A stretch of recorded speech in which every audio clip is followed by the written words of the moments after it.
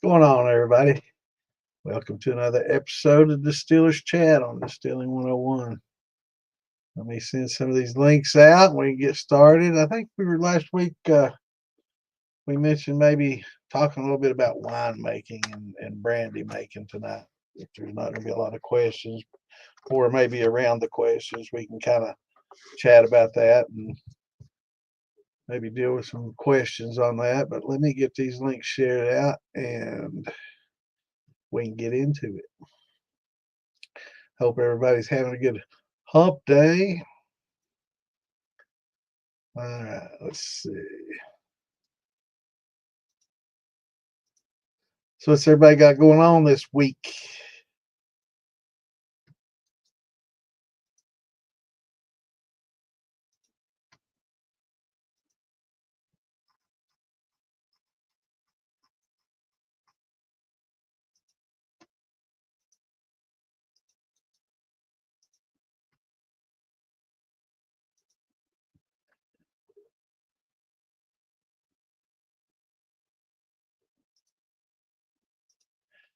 I hate this dead air. I should talk, I guess, while I'm posting these links.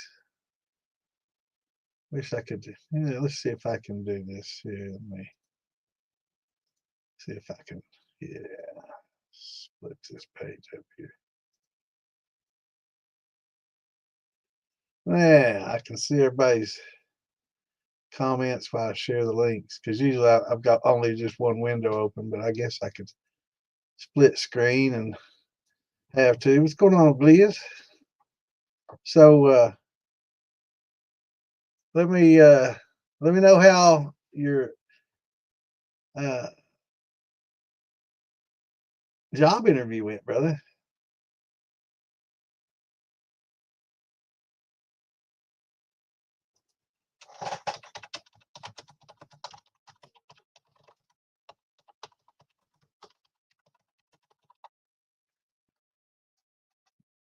Let's see. I got a issue or two here.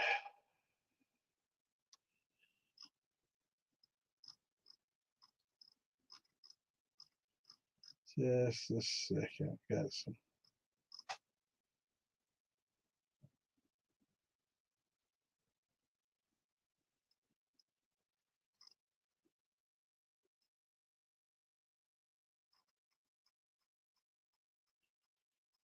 Okay.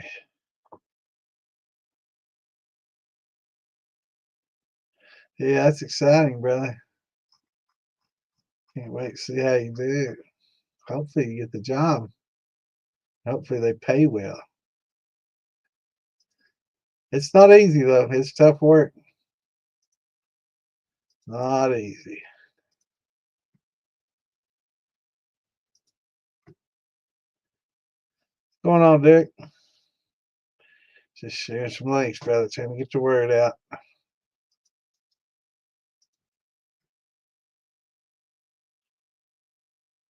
I've updated my Facebook status. I guess I've gone from regular Facebook person to digital creator. So hopefully that'll let me maybe share more links, kind of broaden my scope a little bit, but we'll just have to see. I'm not optimistic.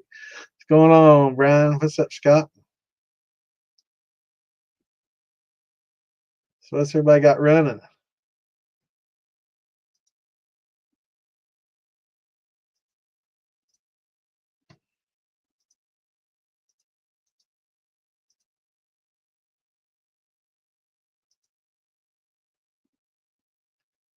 Ancestor, let's see comments. We're good, bro.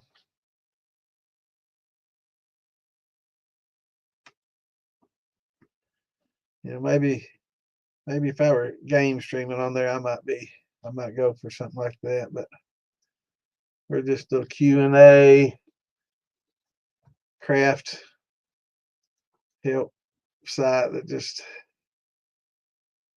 not really trying to reach a huge audience. Just kind of trying to target our audience to the subject matter. I don't think there's a lot of, there's some interest on Kick. We've got some comments and and some followers from there, but we just putting it out there to so we can have a presence on most all the streaming sites.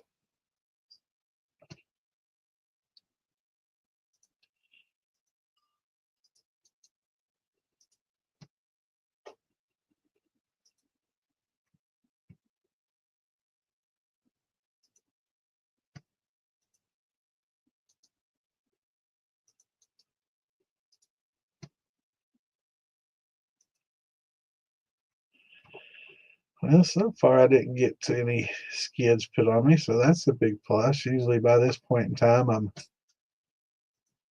getting denied, so maybe this is helping. We'll see.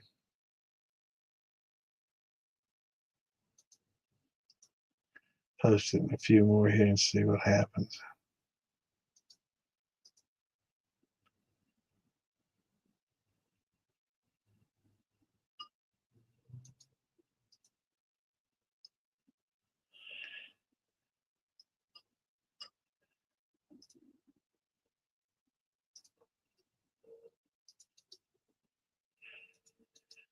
Oh man, why is it not? Dang. Has y'all's messenger been messing up? What's going on, David? Has y'all's messenger been messing? Yeah, there we go. The skids. I knew that was coming. I knew it's too good to be true. Okay, maybe not.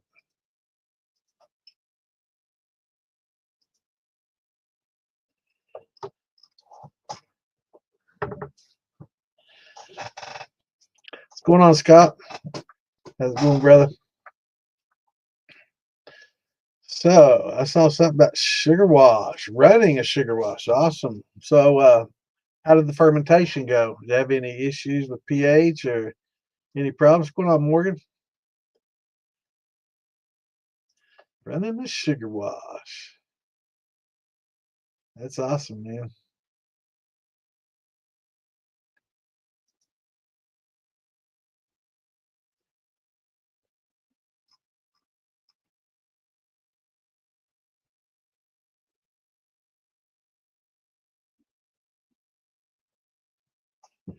Just picked up some Oregon white oak. Can't wait to see how that does with the aging process. That's awesome. So you're gonna just saw it up. It helps to. Is this seasoned already or just fresh cut?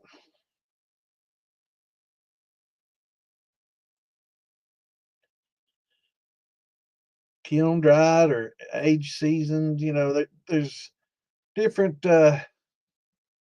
Lot of talk out there about having kiln dried versus just like the age, stacked and air aged and seasoned, I guess you could say.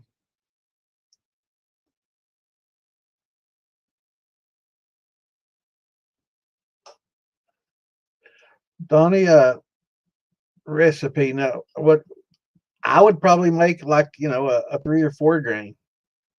Um, awesome, 4 years. That's excellent, Michael. That's best. That's premium, bro. Yeah, I just cut that up and char it. You can toast it first. Kind of get a toast on it in the oven. Um, just a medium toast, and then a char after that. And what's going on, Steve? And that'll definitely help bring out some good characteristics of the wood. I'd also recommend, maybe about 120 proof. I know a lot of or 110 to 20 in that range um, tend to pull more different flavors out as the proof goes up. You end up pulling different flavor notes out than with the lower proof. I know a lot of the big distilleries, they go in 125, 30, and but a lot of times they do that because of space, and they've got so much volume. It's an economic thing. So going in a lower proof will be a little bit different, bring out some different notes. Um, So, and you'll get different penetration. The higher your proof, the deeper penetration you're going to get in your wood.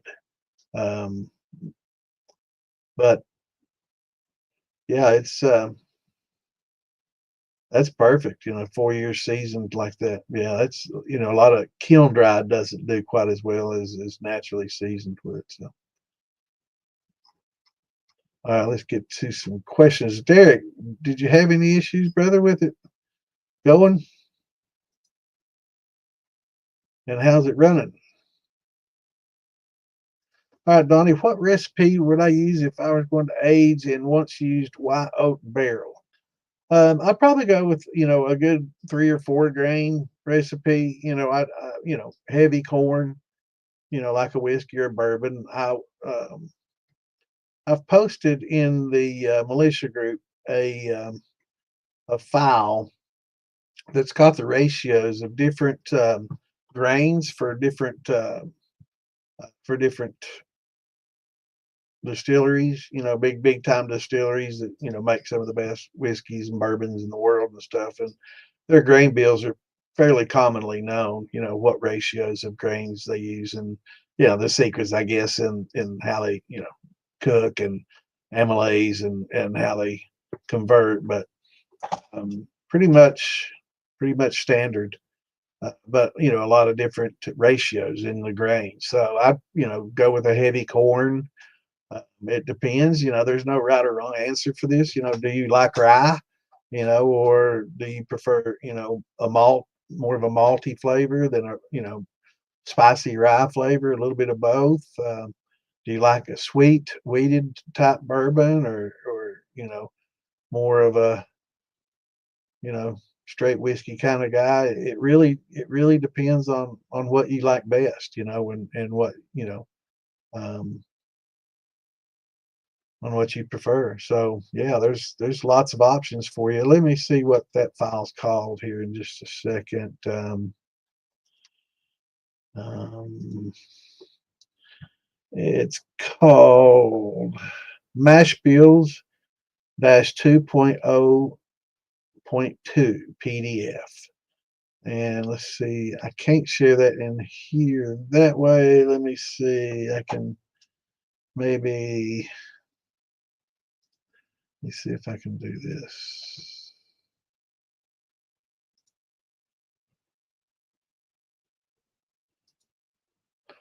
Let me find that real quickly and I will show you guys. If I can find it. It's always the fun part, finding files, because I've got them in several different places for several different topics. Okay.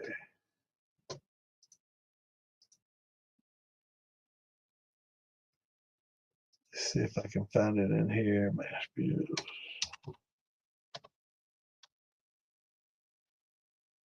Here we go.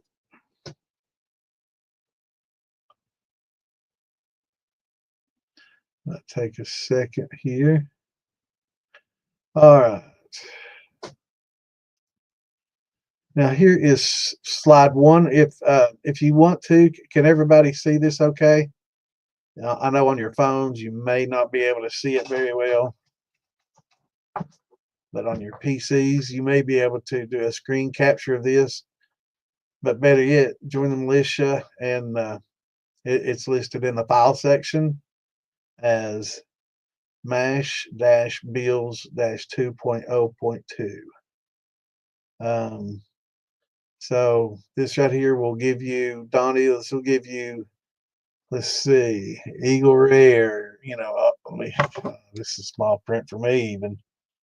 Stag, let's see, Buffalo Trace. This is, and it breaks it down by distillery, kind of, by each Buffalo Trace, bourbon, mash bills. There's a few different ones for Buffalo Trace liquors, Heaven Hill liquors, with Elijah Craig. You'll see char levels also, which will help you, Michael. If you look on the very first, you'll see char levels 3 and 4. So you can see the different char levels that each of these use. Generally, it's a 3 or a 4. Um, but this will break down the corn, rye, wheat, barley. Um, and of course, you need to throw a few handfuls of oats in there too, just soften it up a bit. But that's slide 1. Here's slide 2 if you're capturing it. I think there's 3 slides. So I'll leave that up just a second for everybody to screen capture that if you can. And in Windows 11, if you look on your keyboard, you see that print screen at the very top, right up next to F12. If you click on mine, if you click print screen, it'll open up a whole new like a window, and it'll allow you to use your mouse to capture a certain specific area. Maybe if I move that out of the way, you could get the whole thing. Sorry, but it'll allow you to capture just that area, and it'll enlarge it, and it'll make it easier for you to see.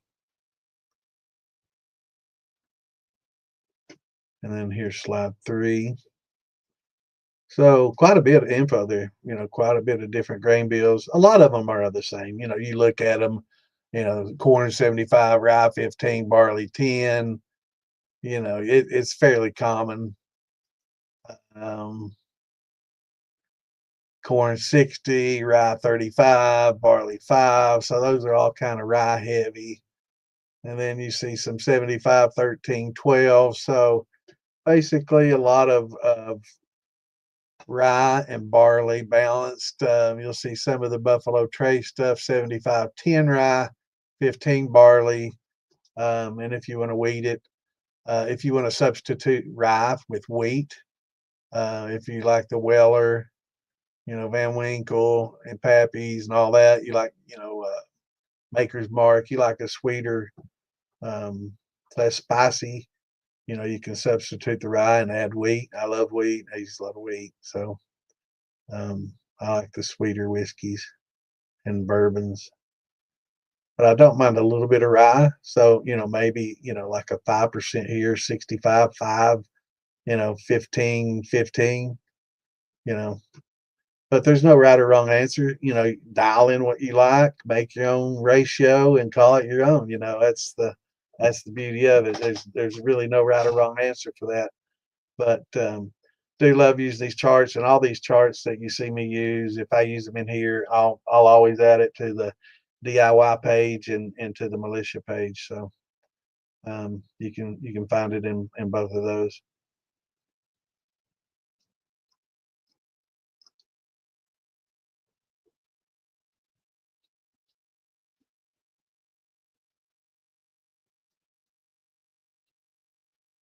So let's see down there. All right. So yeah, just you can bake in the oven. You can put your um, toast the wood to get a little bit of a toast color on it, and then char.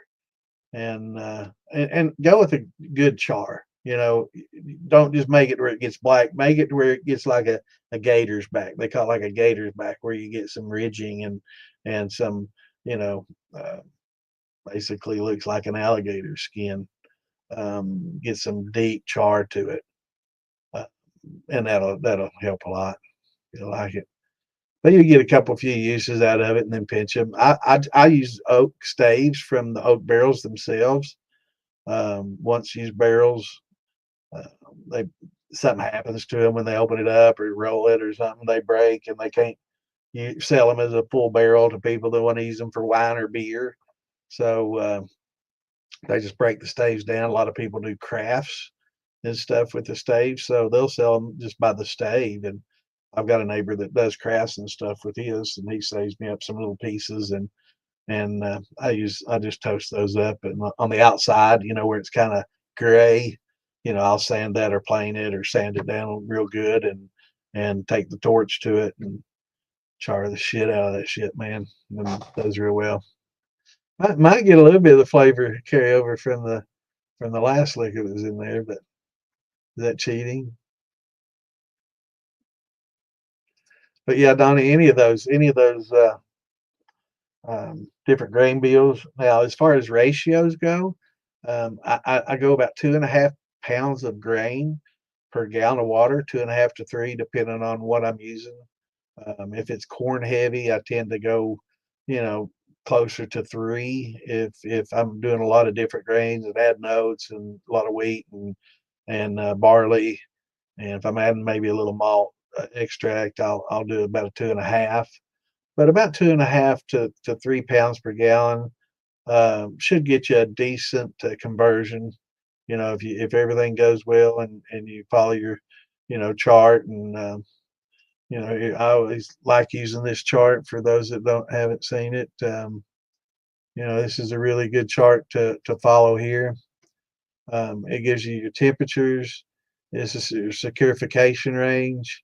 This is the resting range when you want to kind of hold these temps. But this isn't talking about gelatinizing. When you're gelatinizing your corn, you know, we're way up here. You know, we're in the 190s. You know, we're not worried about where it says small granules here of corn. You know, that's for cornmeal that's been ground fairly well, you know, in the 190s to gelatinize that. But this is a gelatinization temp, you know, for corn. You can gelatinize corn at lower temperatures, you know, but it increases the time exponentially. So instead of 190 for an hour and a half, you know, 190 to 200, actually boiling. So, you know, you're going to pull it in at 210. It's going to cool. But at the end of the hour and a half, you need to have 190 plus, right? And if not, that's why you don't use all your water at once. So you're doing, let's just say, a 50-pound bag of corn. You're just going to do corn, for example, or whatever. You can substitute pounds of corn for other grains, but I'm going to keep it simple by just saying 50 pounds of corn, right? And 20 gallons of water. That's 2.5 pounds of grain for every gallon of water, right? So if I'll boil 20 gallons of water, get it rolling. But when I do the steeping process, and you can boil it in the bags if you have a false bottom on your cooker, you can boil it in the bag and, you know, start gelatinizing that way, and getting it going that way in your boiling bag if you like using the bags. You know, a lot of the beer makers, you know, tend to use the bags and they enjoy, you know, doing it that way because that's what they're kind of used to. But if not, you know, you can use the steeping method. It's tough, you know, to cook. Uh, a lot of people, especially when you first get started, it's real easy to scorch. And if you don't stir it up well, and if you don't have the right burner, if you have the, you know, temp too high, or the burner's focusing all the heat in one spot, or you have really thin, you know, a really thin aluminum pot and it kind of heats up in one spot really, you know, really hot. All these things kind of contribute to scorching, and that's one of your biggest enemies, man, because, you know, you can't fix a scorched, you know, a scorched cook. So if you scorch it and it's pretty bad, just, you know, it's chicken feed, man. Just pour it out, give it to the chickens, and, you know, clean out your pot as best you can and try again. But to avoid that, a lot of people steep, and when you pour in that boiling water, 210 to, you know, 5 to 210 degrees, it's rolling boil. If you have like a cooler that's insulated or a barrel that you can insulate, you can get like a 55 plastic drum, cut the lid out to fit maybe a 35 or a 32 or something like that that can sit down inside of it. And you can use your spray foam, you know, that you use, the expandable foam, spray all around that, kind of make you an insulated, you know, masher. So, and you can ferment in it, yeah.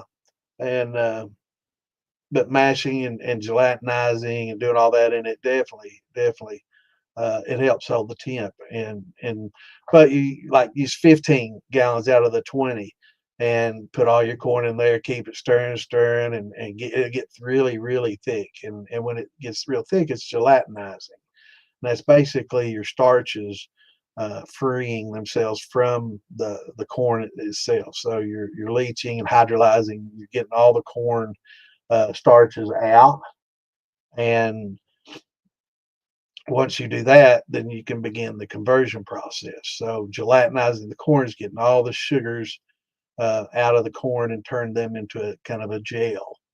Um, once you do that, then you can, but in the process, back to the heating, as you're gelatinizing, if your temps drop a little bit low, you can add that extra 5 gallons in there to keep your temps, in this higher range here. So you only have to do an hour and a half. You can do it down in here, but it's like 4 or 5 hours. You can do it down here, but it's like, all day. And it's just not, you don't want to, it's just a waste of time. It's a lot of time and it's a pain in the ass. So, yeah, if you can put it in an insulated and let it go for that. And I'll get to your questions in just a second. I'm sorry, but I want to explain everything as we go. So, but anyway, adding that and maintaining that temp. Um, but here's all the different barley. What temp? That's not a malted barley. That's just regular barley malt is a different temp.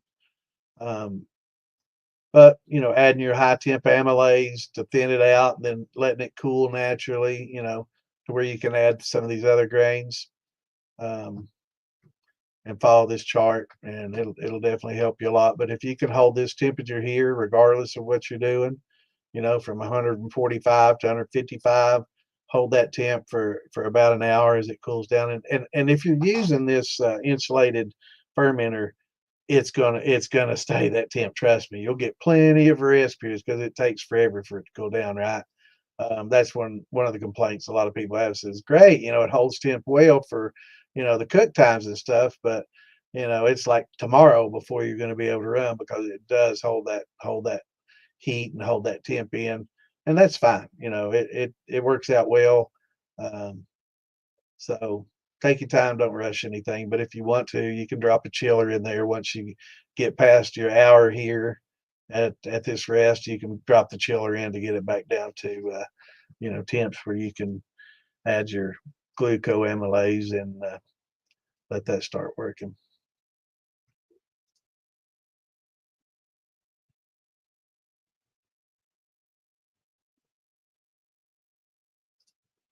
I'd like to ask about that post that is now gone early this morning. Should we be worried? I'm not sure what you're talking about, brother. Please enlighten me. I haven't been on all day, so I have no idea what it is, Scott. But definitely, you roused my curiosity. I got to know, bro. I made a 10-gallon wash with 20 pounds sugar, and it seems to be stuck at 1065.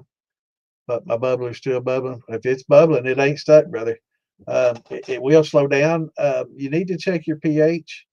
Definitely on the sugar washes, the pH crashes a lot because you in that type of fermentation, your fermentation process generally creates a little bit more uh, organic acids than typical. It's fast, it's furious generally.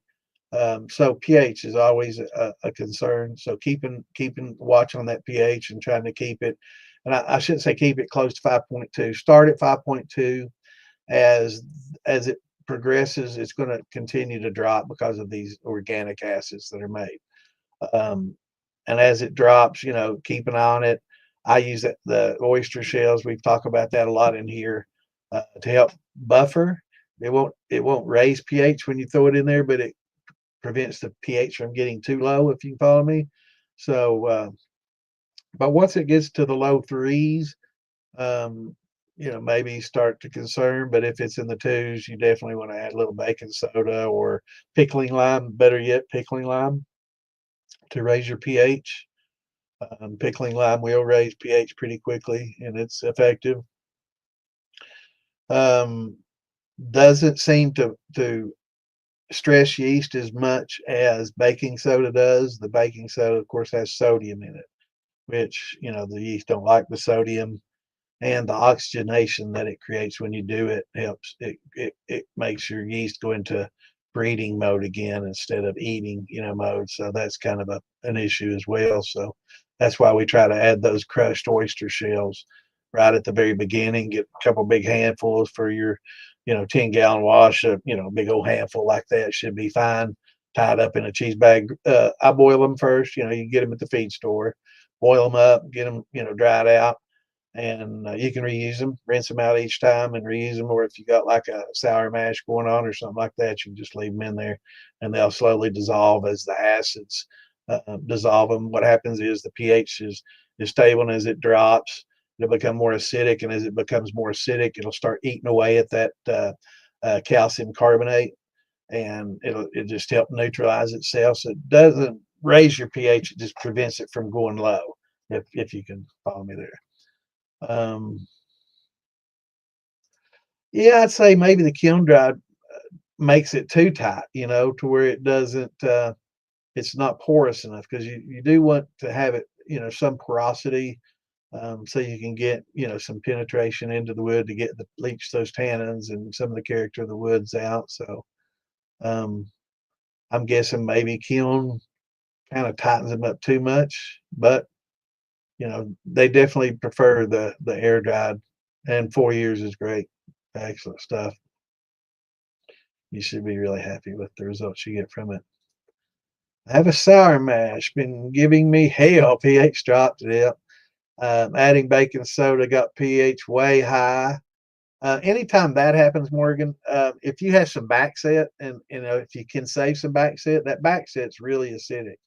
So anytime that you want to lower it, you can add some back set in there, which is adding kind of some flavor too, and it's acidic. So but the last thing you want to do is get in a battle of pH, adding the back set and then the baking soda and then the back set, because you just really stress everything out like that. So trick to a good sour mash is to make sure that you your run all the way down into your sweet water. Okay, so take some extra time, but that back set that you're adding, you don't want a lot of alcohol in it, because that's going to kill your yeast off, and that's going to kill your yeast bed, your nutrients. It's just going to make it all nutrients. It's not going to have any active yeast. You're going to have to continually add yeast, and it's just going to be, you're going to end up having too much. You're going to have to take it out.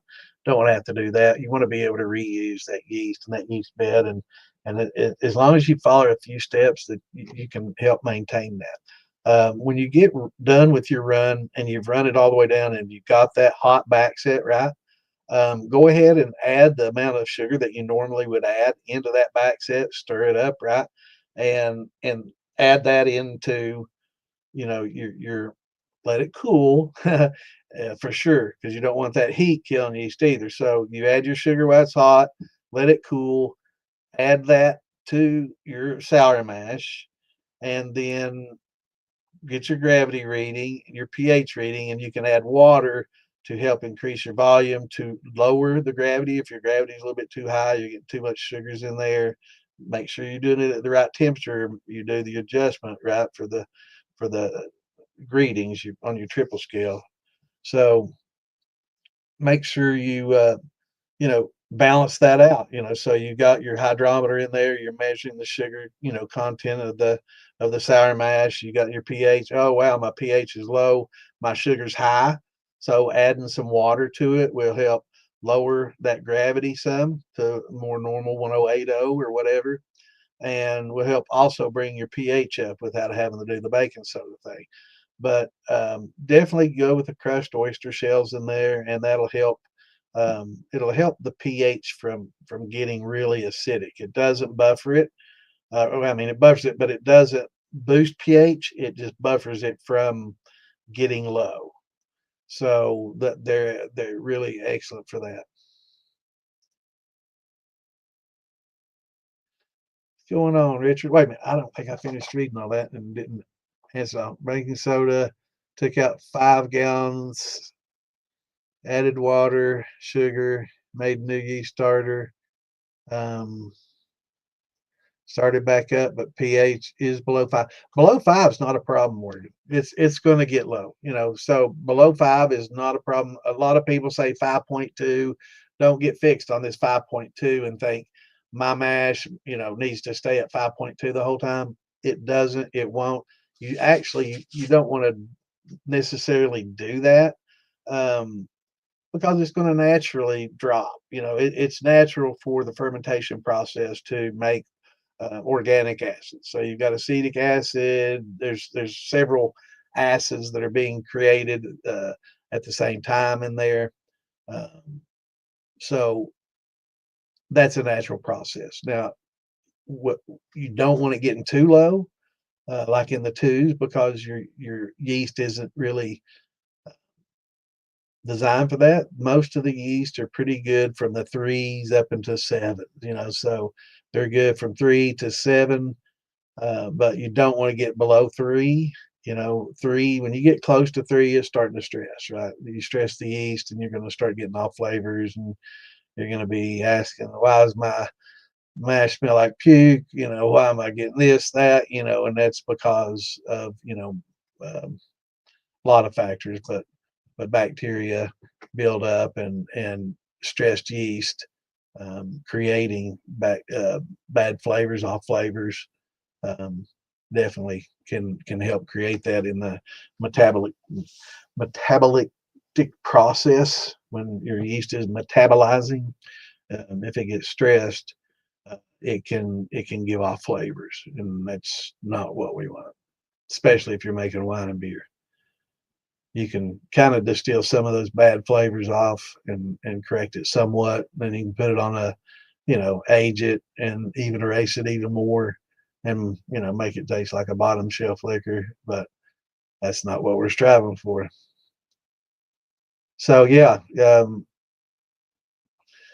may make a short little guide if I can make a note and remind myself. Maybe make a short guide on sour mash step by step, how I do it, and kind of what I just said, but it's easier to read it than to remember what I say and to rewind.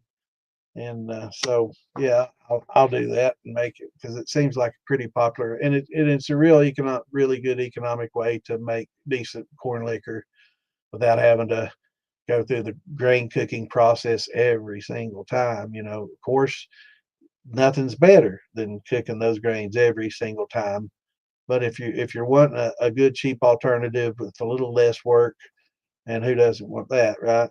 The sour mash fits the bill. That's basically why they started doing it. It's a very economic way. They hated throwing all those grains out every time, and it's like a waste. And you're like, damn, that's a lot of every time we're wasting all those grains, and so they started reusing them, and hey, it makes a good drink. And most of the stuff you drink today is blended with some sour mash to a point. They use it to cut their whiskey.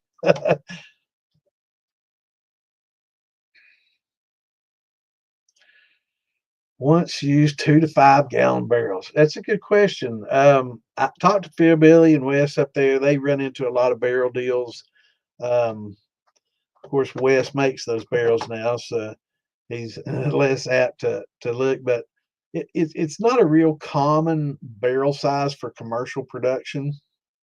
So most of the 2 to 5 gallon barrels that you see are geared towards home hobbyists and home distillers. Not a lot of craft distillers using 2 to 5s. They're using 10, 15s and on up. Most of them, once they get to a mid level, they're going to go ahead and try to use the full size barrel. But some of them still use the small ones to get a faster turnaround and do the fast aging thing. And a lot of the craft distillers that don't have a big name, big bottle on the shelf, um, kind of cut some corners to speed up the process, because when you start a business like that, and you're a startup, you don't have a 10-year bourbon to offer, unless you want to buy some and resell it. A lot of people do that too. um, a little MGP or something like that you can blend with your own and call your own and put out there. But so they don't have a lot of aged stuff to put on the market right off the bat, right? So that's why it's good to kind of market your shine, maybe make some neutral spirits while you've got barrels, in the back aging. So for the first 3 or 4 years, you're going to have to, rely on moonshine sales and, uh, maybe vodka sales, and maybe make some gins, because these are all things that really don't require an aging process. So you can kind of, give you time to age some barrels, because it's hard to get in the bourbon business starting out as a bourbon. I'm gonna start my distillery and I'm gonna be a bourbon maker. Because a lot of people do that and they soon find out, wait, we're gonna have to wait 4 years. We gotta have rick houses. We gotta have barrels. We're gonna have to fill these barrels. We're gonna have to wait. What are we gonna do in the meantime? That's when they start buying, MGP from somebody else and start putting their label on it until they can, you know, have their own. So it's tough to find them, man. It is. It's tough to find them cheap and good, and not once used. Even tougher. But I'd say there's a lot out there, but you got to be careful, because a lot of these barrels might be played out, because after a few uses, their efficacy drops rather quickly. So after 3, 4, or 5 uses, unless you can take the head off and go in there and scrape it and rechar it, it's going to be pretty tough to get the same effectiveness out of it. So, but yeah, the smaller barrels do the age a lot quicker, but they're not as good as the big barrels, but it's a lot quicker for somebody that wants something in months instead of years. Yeah, definitely the way to go for sure. And the smaller the barrel, the less time it takes, unless it's like the bad mow or the sand mows, and those theirs going to take you a little bit longer. What is the best yeast when using Bloody Butcher corn? There's no right answer for this. There's so many different yeasts out there. A lot of people would swear up down, the Kveki yeasts are definitely the best. Other people are going to say, no, just a regular old 80's all you need. Some people are going to say, man, bread yeast is where it's at. People have been using it forever and it's the best. And I've used it for 40 years and it's wonderful. Some people are going to be like, go to Firm Solutions, get a specific whiskey yeast like the FSI 927s, and they've got several different ones, specific whiskey yeast. Some people are going to say, oh, just get that angel yeast. You don't have to get the yellow label angel yeast. You don't have to worry about cooking, doing all this, that, and the other. You can just throw it all in there and let it go and forget about it. Come back a month later and it's ready to go, man. You don't have to fool with all that stuff, and it's a lot easier. So, but we're going to experiment with that. I'm afraid. I'm worried. I don't think that I'm going to do I'm going to do an even test though. I'm going to do some just regular yellow dent, 100% corn, and we use liquid high temp amylase and glucose. I'm not going to use any malts or anything else. I'm going to make a straight corn liquor using the yellow label with one 50-pound bag, 20 gallons of water, and then I'm going to do the gelatinization and cooking and amylase and all that in another barrel, and we're going to do a side-by-side test and check flavors, speed, the rate at which it ferments, conversions,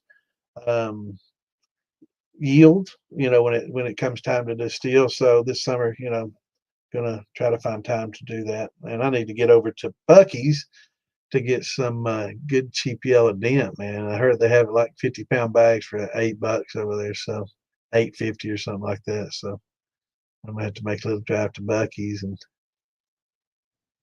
get about 5 or 6 bags of corn.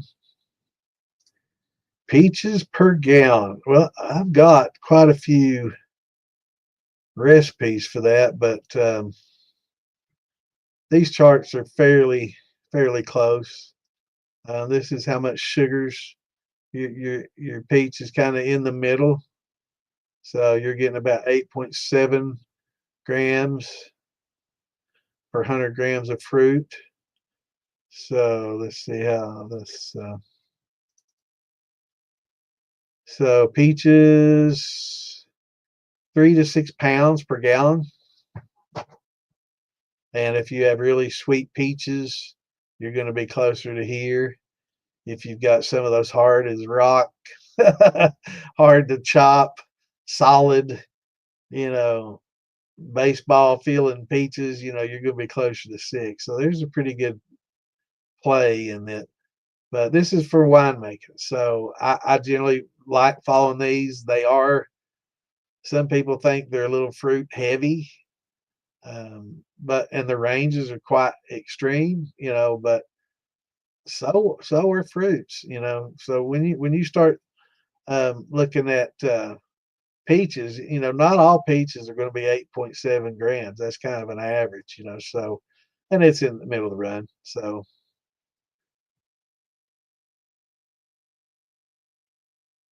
but those charts also in the list page in the DIY. But those two charts are a good place to start. But then we get right back to, you gotta use that hydrometer. So we're going to start with 3 to 6. So let's just say we're going to do 5 pounds per gallon. So we get everything all mashed and 5 pounds per gallon of water. We've got our 20 um, 20 gallons of water and 100 pounds of peaches, right? So then it starts to then you start realizing, wait, that's a lot of freaking peaches, man. That's a lot of money. And it is, making wines and brandies the way you're supposed to it's pretty expensive. People tend to, and there's nothing wrong, but people tend to kind of cut back way on the fruit and start adding a lot of sugar to replace, a lot of the fruit. So, but when you do that, it's not going to be a true brandy, and but it's going to be good. It's still good unless you go just make a, 1 peach per gallon, make the sugar shine with a couple of peaches in there. That's not going to be all that great, and it's not going to be bad, but it's not going to be what you're expecting. So, but yeah, it's expensive to do a lot of wines and brandies, which is why you see so many people, once they really get into it and start loving it, they start looking for sources of free fruit or discounted fruits, and that's when a lot of these fruit sellers that are sell damaged fruits and fruits that are on their way out, and they don't want to take it to the dumpster, is kind of in between. It's not nice enough for the high end store, but it's still edible, right? And they don't want to throw it in the dumpster. You got some of those fruit places that sell stuff for pennies on the dollar. Just they hate waste, and it's pretty efficient. So if you can find those places, there's quite a few of them out there. Um, they it really is effective, and price wise, it'll save you a lot of money.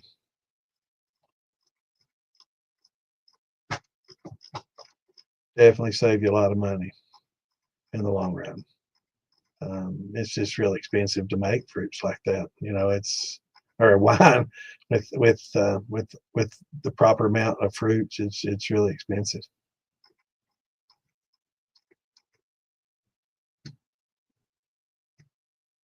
All right, I'm getting way behind here.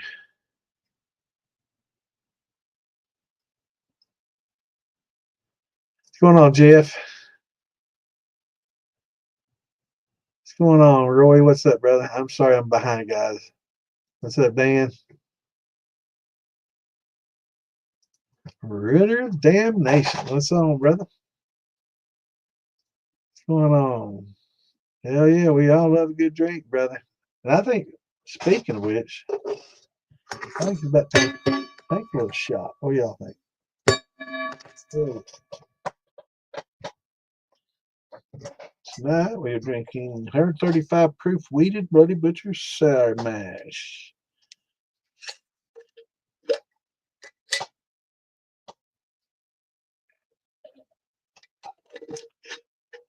I agree, Rude.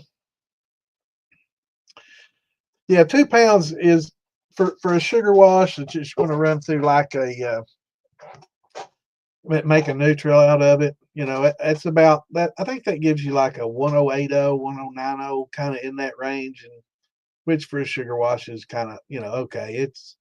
A lot of people don't like going into the 1080s, 90s, but if you're just going to make a good neutral and you've got a good column and you got some bubble plates and stuff, and you can make a pretty good neutral out of that. So, and it's pretty efficient, but yeah, it is a little bit on the heavy side. But it's a rule, there's 2 to 1. A lot of people do that, but I agree. I think it's a little bit on the heavy side, but if you're going to make a neutral out of it, it's not too bad. Yeah, yeah, it's about pretty close. And if you get good sweet ones, maybe not as much, but yeah, for a good brandy, and use your hydrometer. That's what you got that hydrometer for. So let your hydrometer make your recipe. A lot of people ask about recipes for this and that and this and that with different fruits and stuff, but it's the same process. It's just how much peach are you going to add to a given amount of water that you need for your distiller. So if you've got a 20-gallon pot that's actually 25, but you can do 20 gallons at a time, then you're going to start with like 22 gallons of fruit juice and water combined, um, and then break all that down. And by the time you're ready to run, you're going to end up with about 20 usable, 18 to 20 usable. And but use your hydrometer and let that hydrometer and kind of create your recipe and how much sugar you need to add to get it to that level. If your fruits aren't sweet enough, you can always add more fruit. I like using the concentrated frozen stuff. So if you can get some concentrated juice mix to add with that to get a little bit more flavor, concentrated, flavors, that's always good too. Just be careful of what preservatives and stuff they have in it. But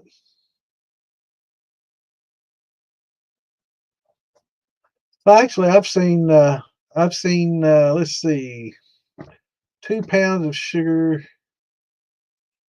Uh, let me get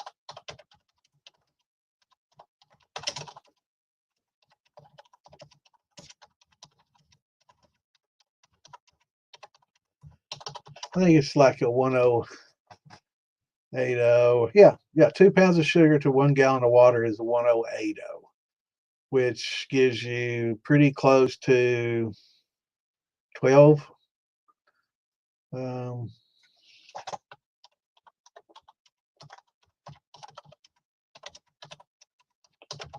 I don't have all this. I used to have all this in my head.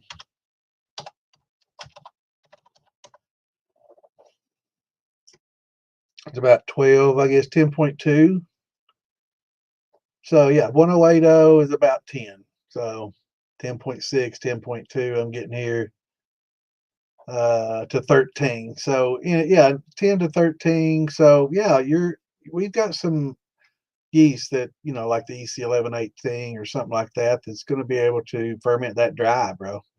So but 1080 it's a decent, it's a sugar shine. It is what it is. It's going to be hot, um, but at the same time, it'll finish dry if you got a good yeast. But again, you really need to add that buffer in there so your pH doesn't crash. That's the biggest issue with it, and one reason why they don't finish out real quickly and easily a lot of times is because the pH crash. So you get those eggshells or the oyster shells in there. I don't use eggshells so much. It takes so much, and bacteria and germs and shit.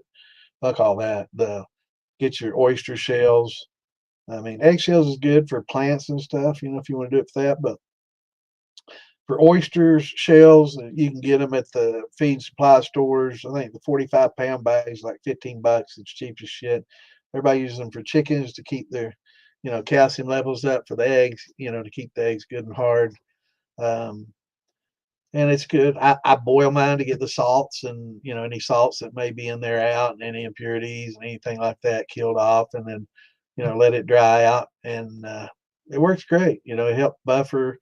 It doesn't affect flavor that I can tell any, but you just a bunch in there.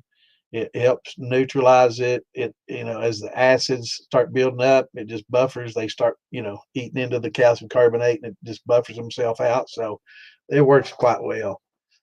But yeah, 1080 is about a 10 to 12%.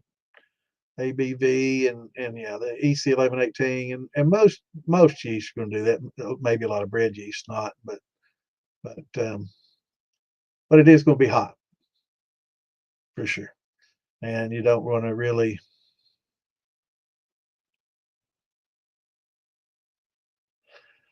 Hey, nobody's too old to play, brother. I still play video games, man. I'm 62 and I get in there and kick everybody's ass. Have a lot of fun, man. That's stuff. Never too old to play, bro. Okay, now we're getting a little weird. What's up, brother? Cheers, my friend.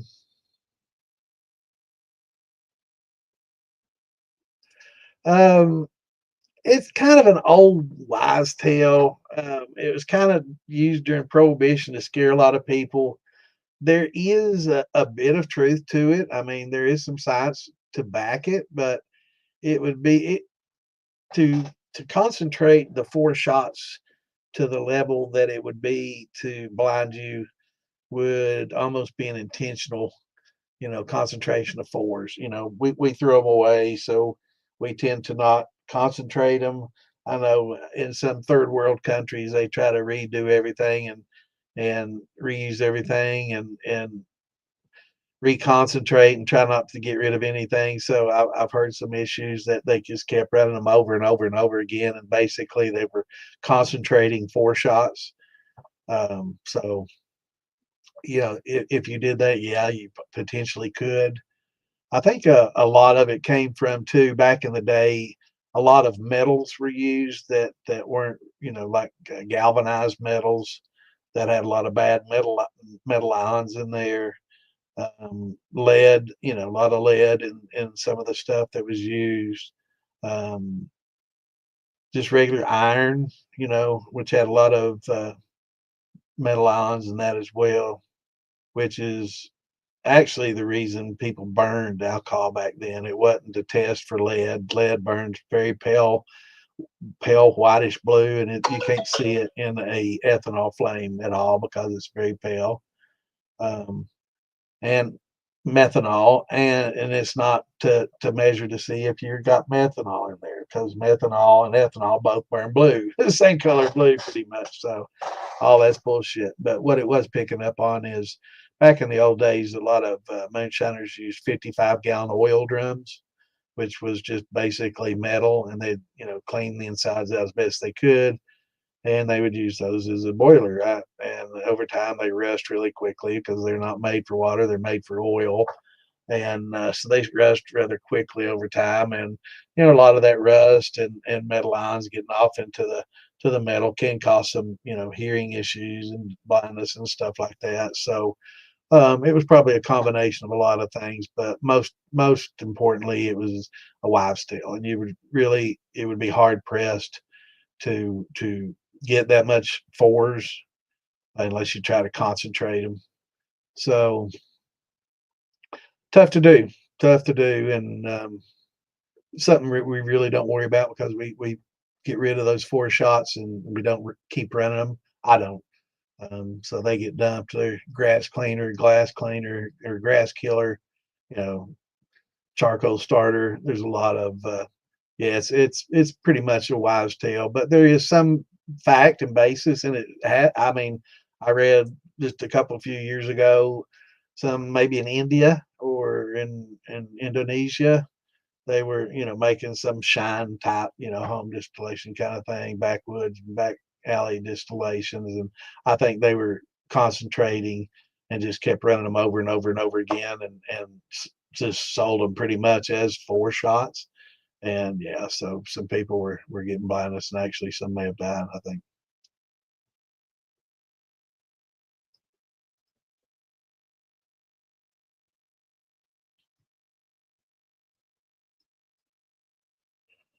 Man, you're funny, playtime.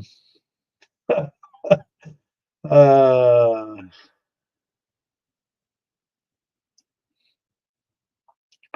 all right. Finally, a normal question. Seems the highest proof I can get out of my keg pot is 160. Absolutely normal. That's a perfectly typical number. Actually, a little on the high side. So If probably what kind of pot you running? Are you running your keg? Are you running a thumper or just straight out of the keg into the condenser? But yeah, 160 is perfectly normal. I like to have mine come off a little less than that, unless I'm doing something kind of in between, like a rum or something like that.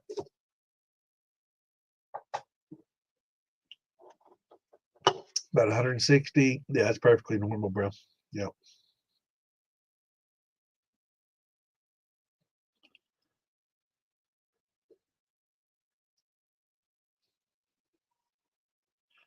All right, let's see.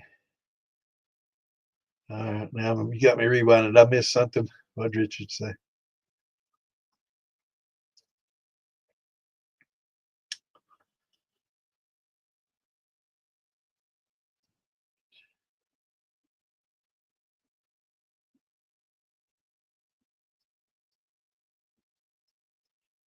I might miss it. Oh, for the 2 to 5 gallon. Do you think they have those, or is they do that small barrel? What's going on, Hellbilly? What's up, brother?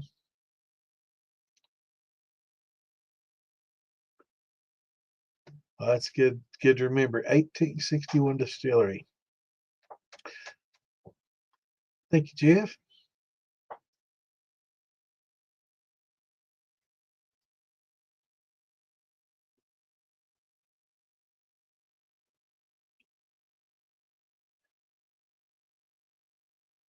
I appreciate that, man. I'm really not. I'm not doing this to try to make money or anything like that. I've never made the first penny off the streams I've done. I've done for years. I'm just trying to educate, man, and I'm putting the word out there, trying to attract people from all different stream platforms. I know Kick is pretty much a game platform with a lot of hot tub chicks and all this type stuff. I'm on there. I do some gaming and stuff, but and I watch a lot of my friends stream. I watch Ghost on their stream, COD and stuff, and some other people, but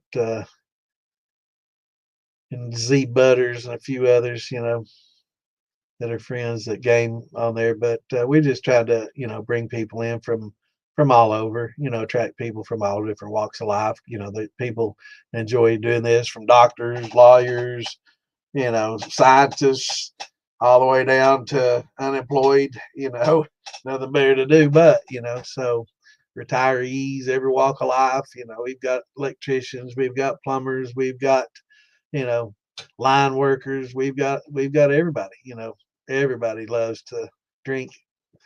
And what better way than to make your own, man? It's a great hobby. It's a lot of fun, and I'm just trying to help keep the hobby safe and make it enjoyable. And I don't want people going out there investing $2,000 or $3,000 in all this equipment stuff, getting all these copper steels and expensive stuff, and then not get the help they need, not make the product that they want, and then get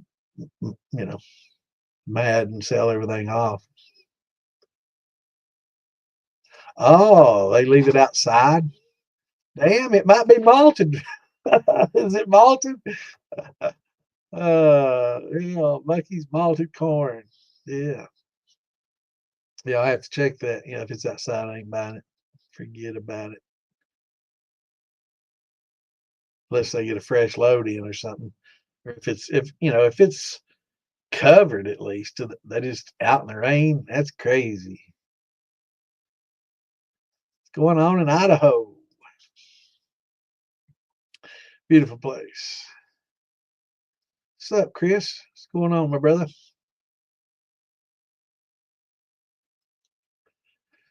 Yeah, it does. It helps a lot. It's a must. I like it. Must, pun intended, for those that know.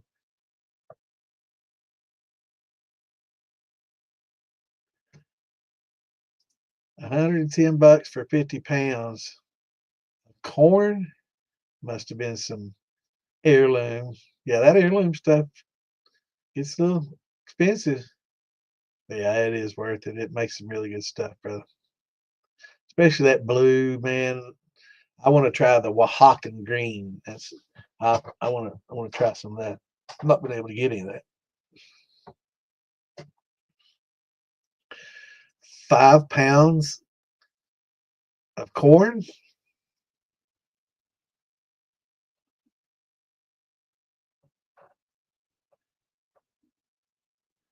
Damn, or were you talking about maybe some fruits? Oh, maybe we're talking about peaches. Since you say wine and you name it, probably I was gonna say that's a lot of corn. It is syrupy peaches, ready to go. Yeah, they fit pretty tight, bro. They are a little bit on the small side. Talk to Phil, Billy. He can hook you up, bro. We got the 4X. We got you covered.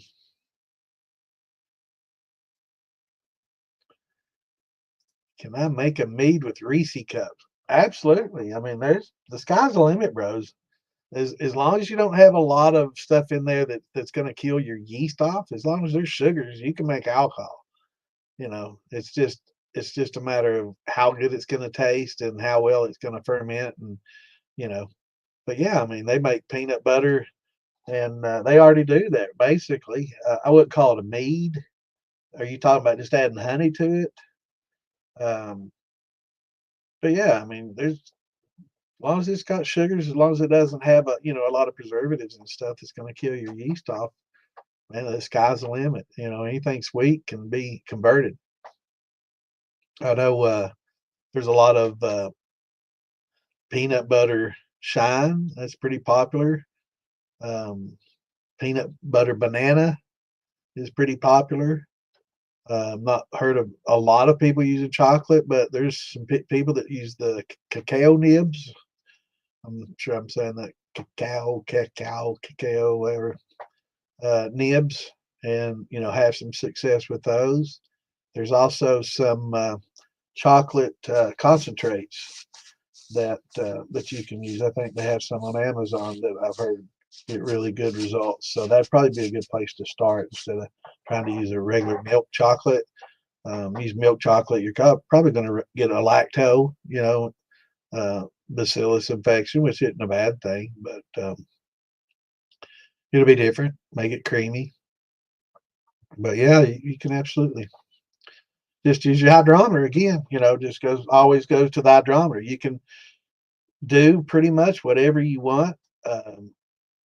Drop that hydrometer in there, measure your sugars, and as long as you're a 105.5 or something like that, 105.0 at least, make it worth your time to 1080 or 90, depending on what you're running, which would be a little on the high side. But if you're doing like a neutral or something like that, okay. But yeah, just use your hydrometers to measure the amount of sugars that you need, and question is, what kind of sugars are you going to add? You're going to use dextrose, you're going to use regular table sugar, you're going to use corn syrup. There's so many different sugars that you can use. Vanillas, and what's that? What's that one I like to use? Shit, what's the name of that stuff? Damn it, my mind's like, easy me walk over here and look. I'll be right back.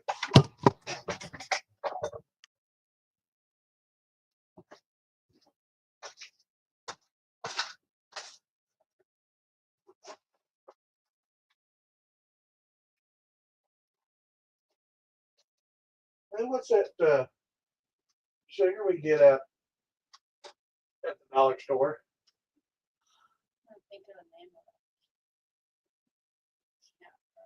I can't think the damn name of it either.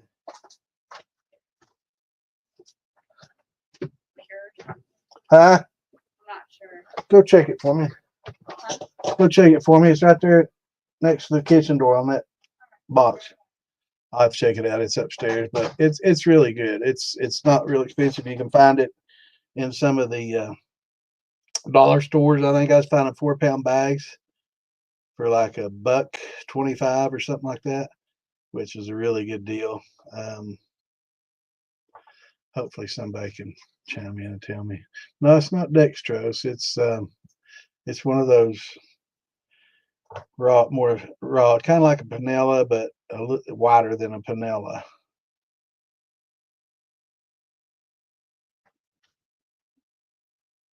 It comes in a green Morena. Yeah, Morena. That's it. That's the one. And it's real good too. It does real well. The cane sugar, Morena, dextrose, um, all those are real good. Now she'll be mad. I'll send her upstairs for nothing. That's good for you.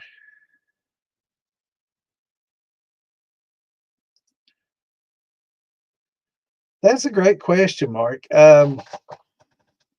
There is a difference. I have to say, if it's done right, um, yeah, you can tell a difference if it's done right.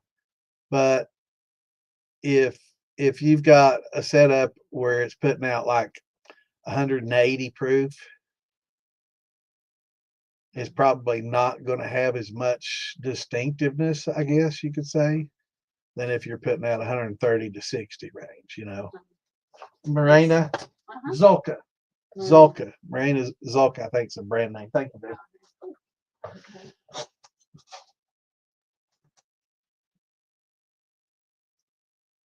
My little berry crusher.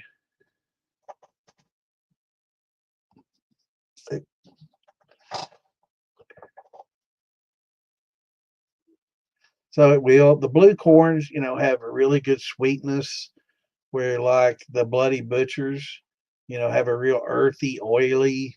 So there's definitely some unique characteristics from each that are gonna, yeah, definitely you can taste it. But that's in a White Lightning, right? Okay. And you're gonna taste it aged, but after you go through the aging process, the distinction kind of gets lost with a lot of the flavors from the barrel itself. But it does make that base flavor unique enough to where you can tell a difference, and it makes a premium product. Is it worth it? That's the $1,000,000 question, and everybody's going to have a different answer. Some people are going to say hell to the no. Regular, White Lightning, hardcore drinkers are going to be like, hell no, it's not that much difference. It's not worth it. Good old white yeller dent. Um, but it does. There is some distinct flavors that you can get out of each you can.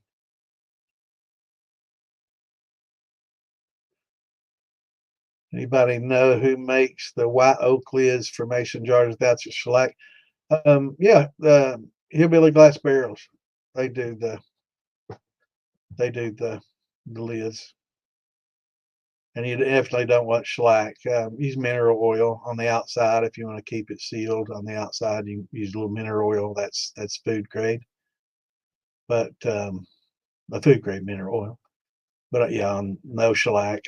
We were talking about that, last week and stuff. I see a lot of people using boat paddles and stirring spoons and a lot of these other things, wood with shellac on it, and all of a sudden you see shiny handle and it stops about halfway down and it's dull. It's like, man, you just ate the shellac off your damn, boat paddle, man. Put that in a canoe and get some stainless, bro. I like my little drill bit with the mud mixer, man. That's my stirring. It's like a bunch of stirring by hand for an hour, man. Those days are long gone for this old man. How much what, brother? Um, I'm not sure. Peaches, I think. I think he was talking about peaches when he was talking about 5 pounds. For grains, about 2.5 to 3 pounds per gallon of grains is a pretty good starting point. And of course, really, it depends on how good a conversion you get. So, I mean, if you start with 2.5 and get a shitty conversion, it's not going to be as good as if you started with 3 and didn't get a great conversion, right? Um, because you're going to have more starches in 3 to break down. And so yeah, but just learning the process and getting it gelatinized real good, and once you do it a few times and get successful at it, unless you get lazy, it's pretty easy to replicate. Yeah. What's going on, brother? Missouri. Awesome, man. Missouri's one of the great states in the United States that it's legal to make your own moonshine at home. So we definitely welcome our Missouri brethren.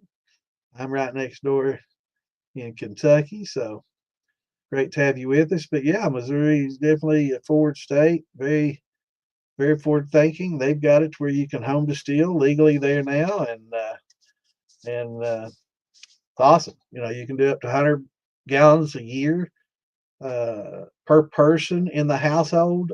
Up if you have more than one person over 21 that can legally drink, you can go up to 200, but that's the max. So if you have three people over 21, you still maxed at 200. But yeah, great state of Missouri, show me state. What's up, Dave? Yes, it has been a bit, Texas. Dan, how's it going, brother? Good to see you back in here. Yeah, we got liquor, but we can't talk about selling it or anything on here, brother.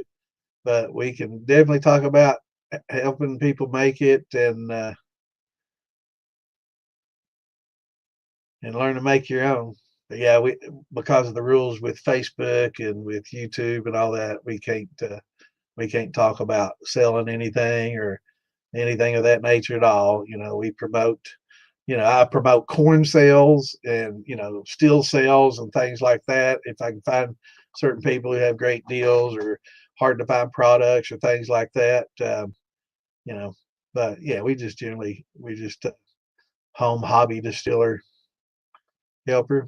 But it's great to have everybody in here. And being from Missouri, man, you're gonna start making your own, man.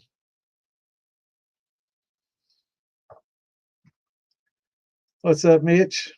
Oh, let's see. Did you just do that? Not well, 10 minutes ago. I have to just take more shots. I didn't see Mark Morgan in here calling shots. He'll probably come in here a little bit later. Cheers, everybody.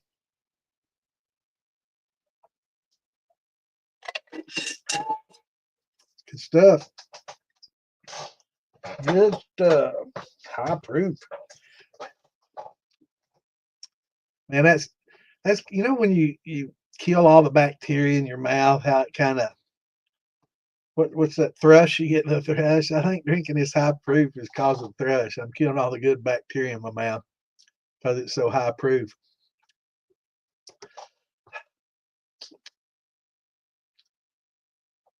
Yeah, man, I'm getting liquored up. Making some good blackberry. I've got some blackberry that's been aging in there as a wine that I need to run and make some room. I got to do some watermelon, so I got to get my fermenters freed up. So I'm going to have to run some blackberry here shortly, using jar rigs or infusers or just straight brandy, brother. Tell you, if you haven't tried those jar rigs or the small infusers, those work really well. Putting some good flavors in back in. It'll definitely boost your brandy flavors.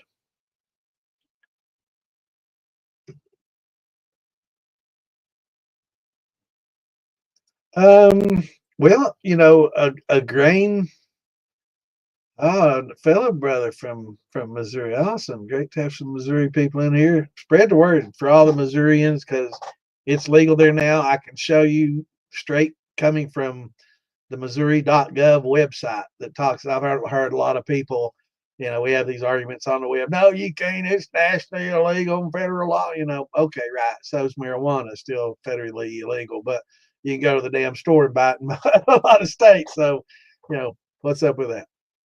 So, kind of moonshine and home distilling is going to be a lot like the marijuana industry, where it's still federally illegal, but they're really not going to delve into it. I can't really speak for them because they'll delve into it whenever the hell they feel like it.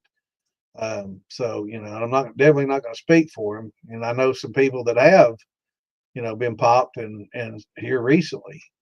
So I'm not saying they're not going to. And everybody said, "Oh man, Santa said I could."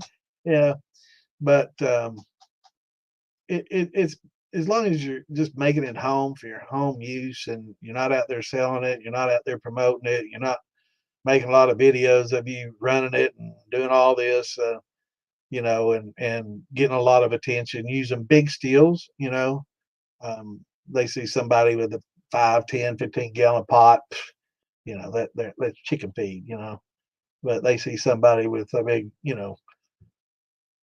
100, 200, 300 gallon, pot running it. Yeah, they're going to be a little eye opener, and then they may show an interest. But Brian, you found the right place. You and your buddy both there.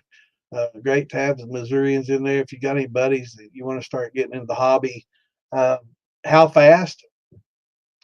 Okay, so you can mash out in a day. Do all your conversions and everything. Get all that done in day one. And day two, add your yeast and get it started. And within 4 days, on an average to good grain uh, conversion and fermentation, uh, conversion 1 day, fermentation 4 or 5 days. So within a week, you can be ready to run. Right now, that depends on all the factors coming in. Well, you got to have the right temperature, ambient temperature. The temperature of your mash has to be proper for the yeast that you're using. Lower temperatures generally cause longer fermentations, but high temperatures, you don't want to take any shortcuts. And that's the biggest mistake you can make in wine making and beer making and distilling is try to rush things. So you let nature take its course, and generally, if all the different factors are all right and everything's in line, and then you can easily ferment a grain meal in 4 days. Depending on the yeast, but if everything's right, yeah. So within a week, you can be ready to run. And running, depending on the steel again, can take anywhere from 4 to 6 hours for a hobby amount, up to 10, 12 if you want to run it all the way out for, sour mashing, run your tails out and everything. So it just depends on how hard you run the steel, the size of steel, the size of the plumbing on your steel. There's so many things, that can have an effect on that. We can go over all that too. Uh, but within a week and a half, you could be drinking your own liquor, man. You could be drinking your own corn liquor. So we can go over a lot of the things that you're going to need if you know, want to ask the question, what all equipment, join the Moonshine Militia, and DIY shining stuff on Facebook. And we can get you started. We got a lot of people. We got a lot of uh, steel builders that are trusted, because you don't want to be, some of these copper steels, you get up in the 20, 30 gallon range, we're talking thousands of dollars, right? So or if you want to start out with a 15-gallon keg stainless steel, that's 35, $40. So that's so we're talking about 35, 40 to 2 or 3 thousand. So it's just according to what you want. But we can break down everything that you're going to need, um, have to have, and then there's a lot of other things that would be nice to have. But yeah, we can get you started and give you a list of stuff that you're going to need to pick up, where you can pick it up, best prices, and get you going. 8 pound cracked corn, pureed peaches, converted sugar, and a six. Oh, and a six. How many gallons of water with all that? Oh, 6 gallons of water, I'm guessing. Yeah, okay, tops, yeah.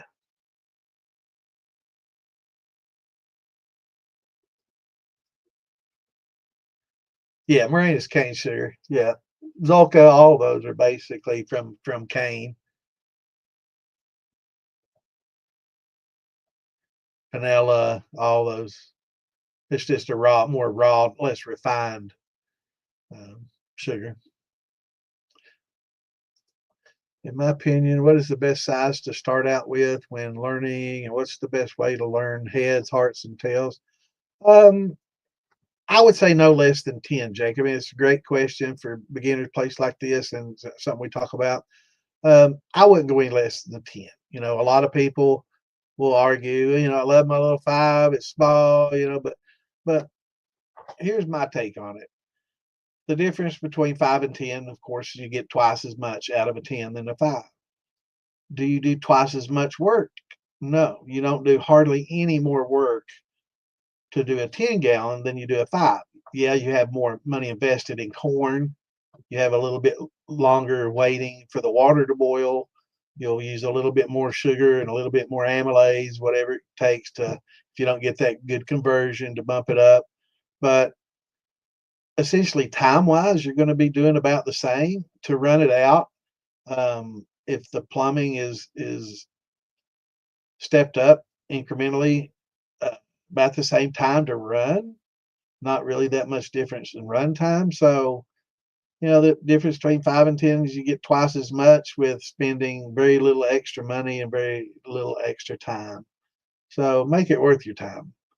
I think the Vever football steels, the 15 to the 18, 13 to 18 and a half gallon ones are perfect. They're plenty big enough.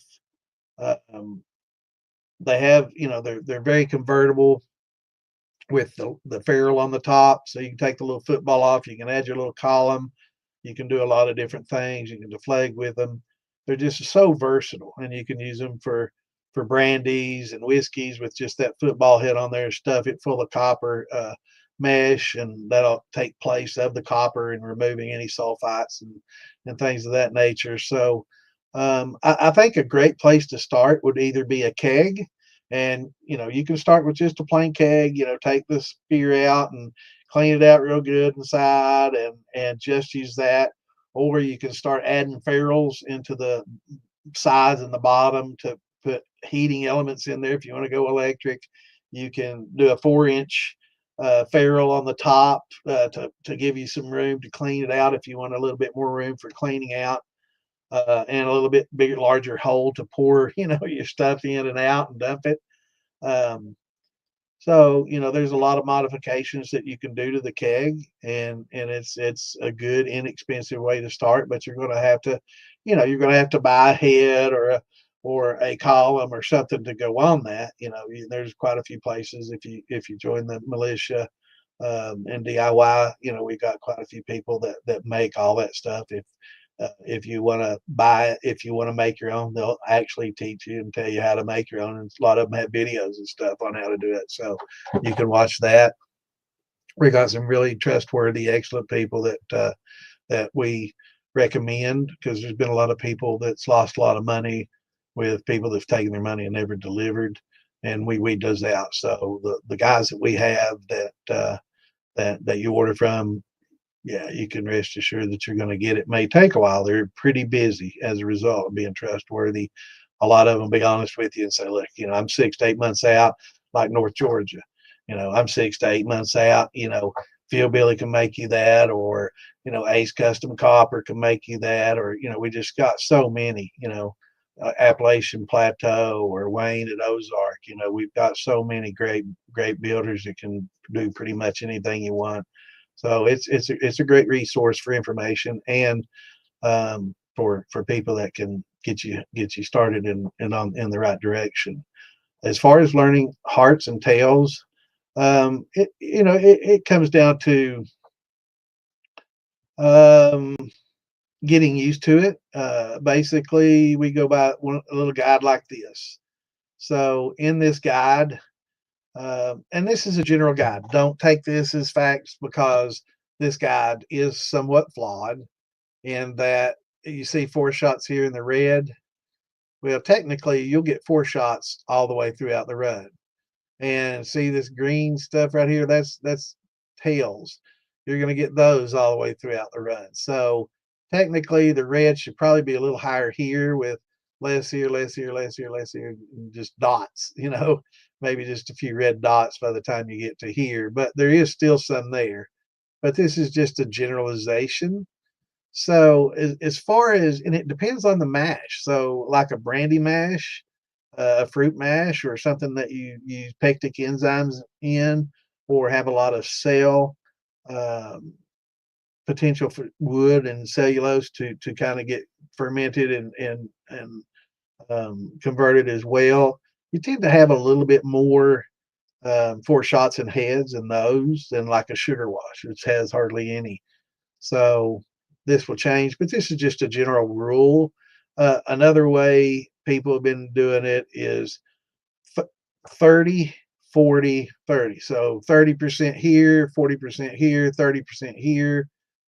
Some people say 50 milliliters per gallon. There's so many different things, but really what you have to learn is to go slow, because the faster you go, the more you tend to blend these numbers.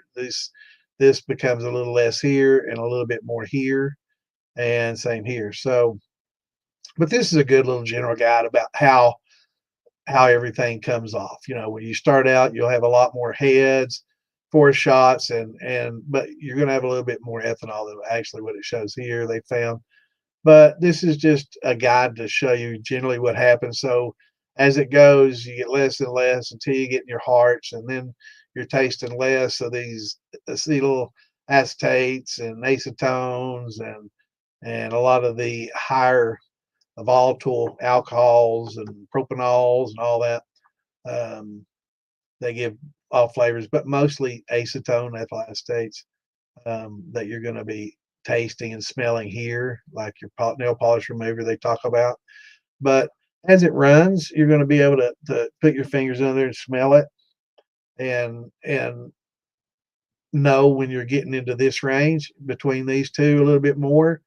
Personally, from here over, I throw away. So there is some ethanol in there. I don't care. I'm not that desperate to get that amount of alcohol where I'm going to go through the extreme of putting this flavor back into a second distillation. So everything from here over is weed killer. I use it to clean metals, before you weld or anything. Clean your metals up is good. Grass killers, glass cleaners. I use it to clean my glasses. I keep a little jar here of heads just for cleaning my glasses. It makes great countertop cleaners, but it will take a lot of your sealants off if you have like a marble top or something like that. But if you got Formica or something like that, it's really good for cleaning and sanitizing. But from like right here to right here, I'll save those, and I'll throw those in my tails. Earlier, I was talking about the guys from India and stuff that were concentrating, and they were saving this stuff right here. That's right. They were saving all this shit right here. That has very little ethanol. See, there's your ethanol. Very little ethanol in there. And I keep thinking y'all can see my mouse when I point. But there's very little ethanol in like 1, 2, and 3. And so you're really not going to get a lot of that regardless of how many times you distill it. So, but they're taking that right there and they're separating it and they're throwing it into a bucket, right? And they redistill that, trying to get this little bit of ethanol out of number 3 or number 4, and they end up running it over and over and over again until they get all the alcohol, ethanol out, and it's just pure fours and heads. And then they keep concentrating fours and they keep adding more to it, more to it, more to it. So eventually they even cook off the heads and it's just basically fours, and then it can become a problem. But you'll be able to tell the smell. And when you get down into here, it gets a little musty smelling, Jacob. So you can tell if you smelled like wet cardboard. A lot of people use that, and that, I've never really thought about it, but that's a good musty, kind of smell. But you'll learn, and make small cuts, with small steels like we got. There's no use in doing, half-gallon jars at a time. Use pints or quarts at the most. I use pints best when you're first starting out learning. Use pints until you get to your hearts. And then when you're in your hearts, then you can use your quarts again. And then when you start smelling a little bit off, go back to pints. And then when you're way down into your tails and your proof's dropping below 80 and it's starting to get a little Sometimes it'll cloud up on you. That's when you just collect it in a bucket and use it, save that for your next run, because you can definitely rerun those tails. And like from jar, looks like 15 to 19 or 18. Look at the amount of ethanol in jar 15 to 19. There's a lot of good ethanol in there. And that green, that tails, that's a little bit of water and other congeners, and those really don't give the as much bad flavor as the blue will over here. But also in these blues, in your heads, you do have certain esters that if you can isolate those when they come off, they'll have some pretty interesting sweetness, and they can esterify over time into some pretty good flavors. But that's advanced. Right now, we just want to cut hearts out and keep it simple. But once you learn the basics, then we can take into intermediate and advanced. But for now, a good, 30, 40, 30. Um,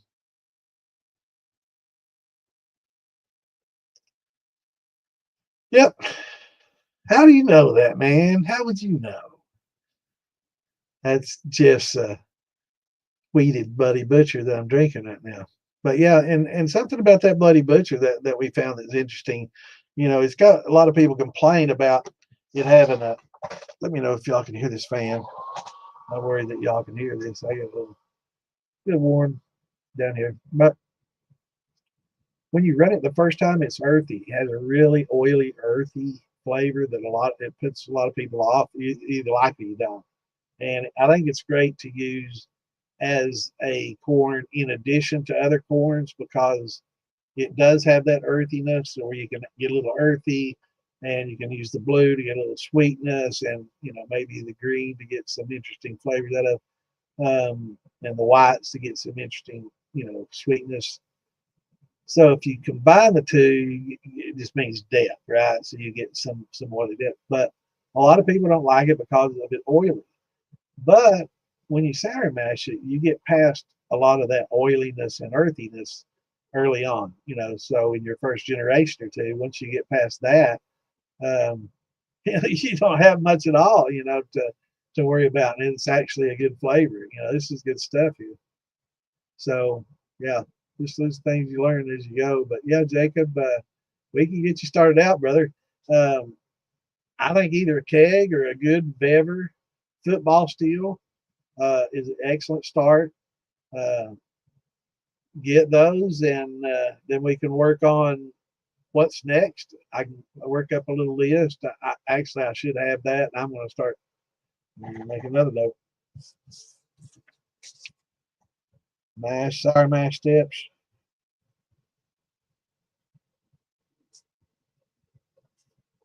And I may have some video stuff to go along with that when I do it. And what are we talking about here? What was I just saying? Oh yeah, equipment,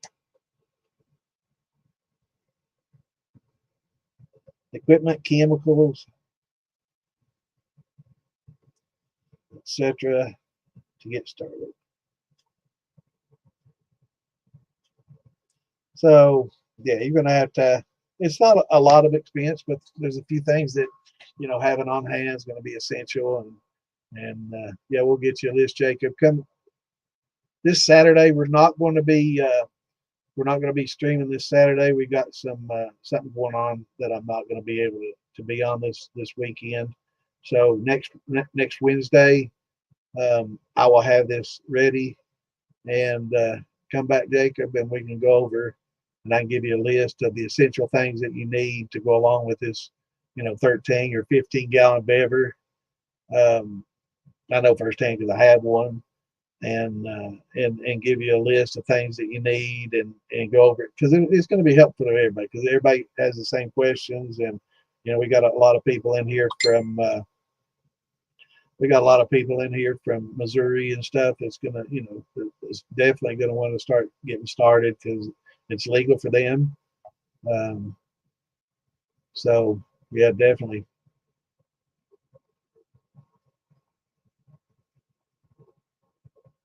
Yeah, 392. I think Walmart.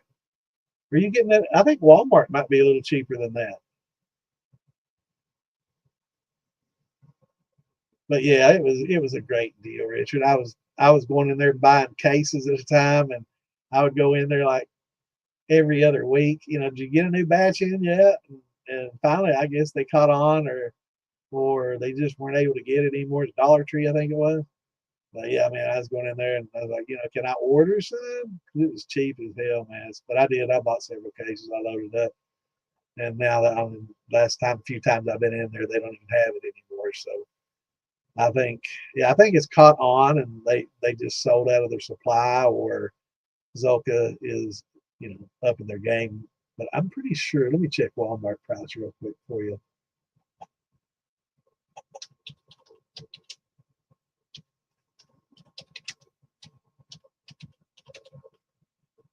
Let's see, Walmart, 8 pounds for $8.47. So that's about $4.20 for 4 pounds. So yeah, that's about the same. I thought it was a little cheaper than $1 a pound still. $1 a pound's not bad. I mean, table sugar that you buy is pretty much 70 cents a pound. So um, for the good quality that this is, the good flavors, and the yeast definitely like it a little better than like a table sugar.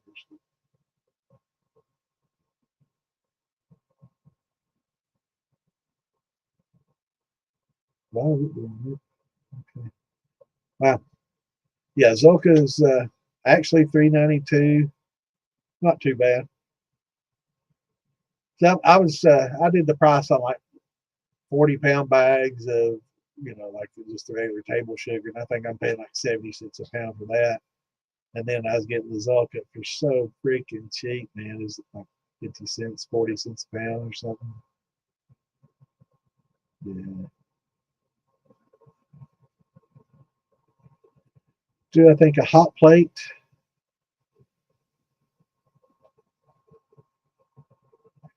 Um, so if you go with a keg steel, you're not going to be able, of course, use a hot plate um, or a stove top.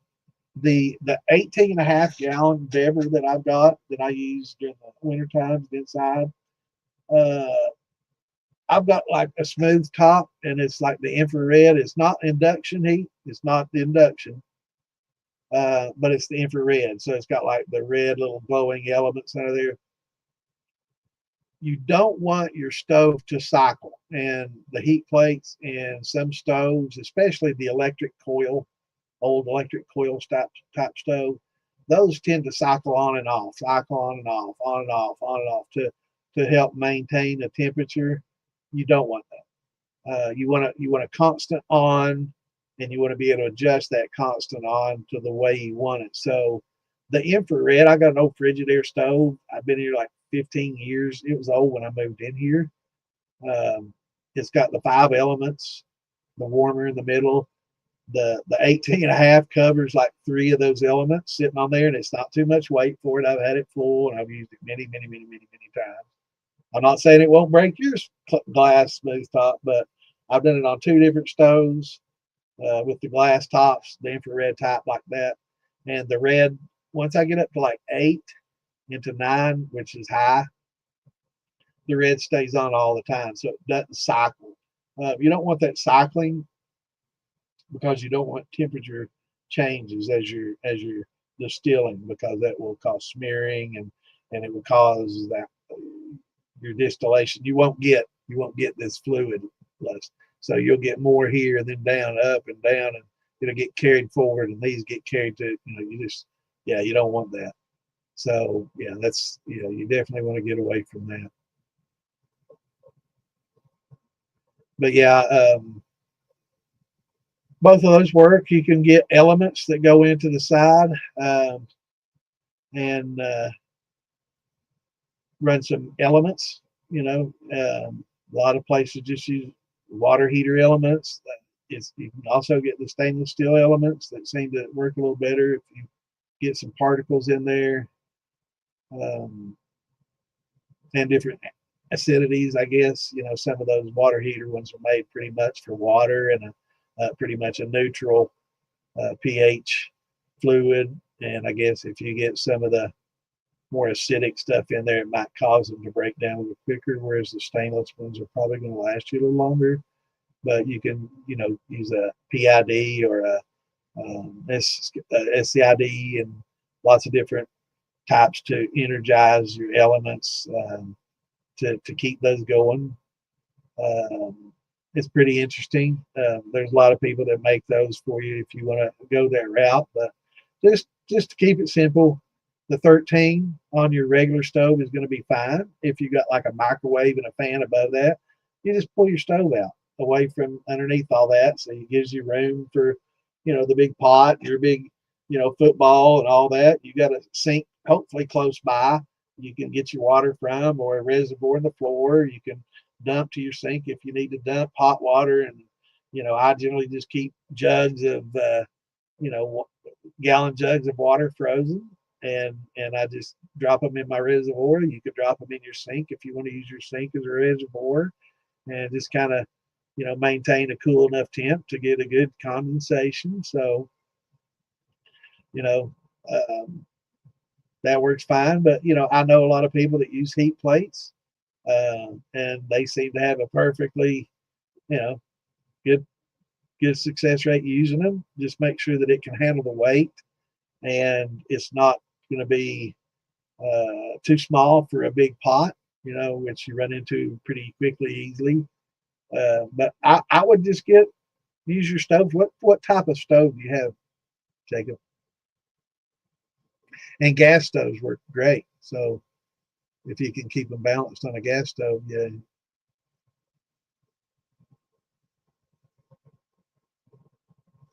Yep.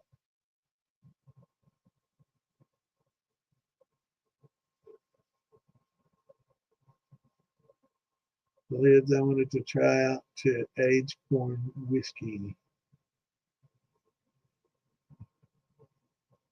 That's going to be Hillbilly Glass Barrels, and yeah, just look him up. He's in the Moonshine Militia, so check him out. Actually, he's on here a lot. Uh, he jumps in here from time to time, and he'll chime in. But yeah, look up Hillbilly Glass Barrels. They make the wood lids that fits in your jars, and he can help you out. Or if you want to just use the staves in a regular jar, both work out just fine. Um, six one, half dozen another. They both work quite well. But for simplicity, I just use the staves and stuff. But I like what he's done with the jar lids and stuff. It's a great idea, and a lot of people like it and use them. And they work just fine, and they're pretty quick. All right, wait a minute now. Oh, all right, let me go down through here and say hello. Mario, we don't talk about that in here, man. Yeah, I don't know if you were on here just a minute ago when I was talking about it.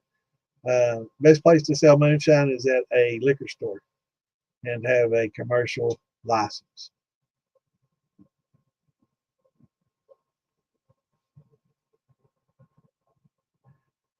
And again, we don't. Yeah. Anyway, somebody was talking something earlier, and who was it that said something about the news today?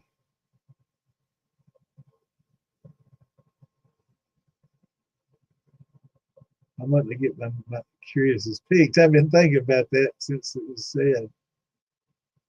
All right, who said it? Who said it? Pass up.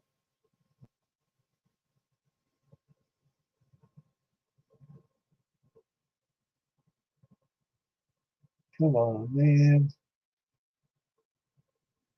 Where was that? What was said earlier today, though? I want to know what the news was.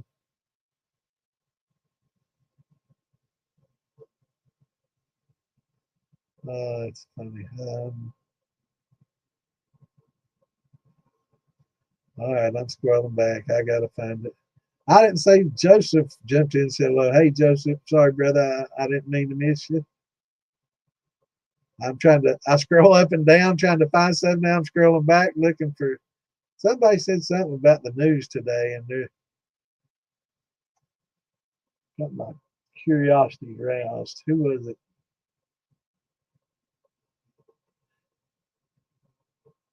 All right, I'll have to scroll through that later on when it gets quiet.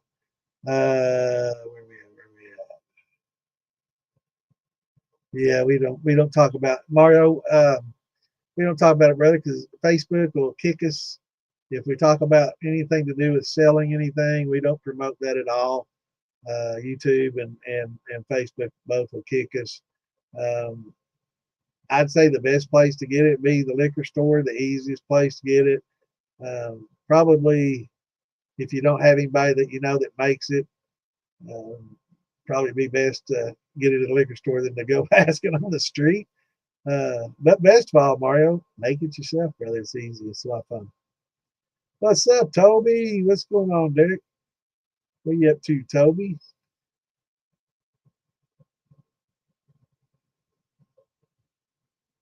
Yeah, is that what it takes to get those buttons back in there?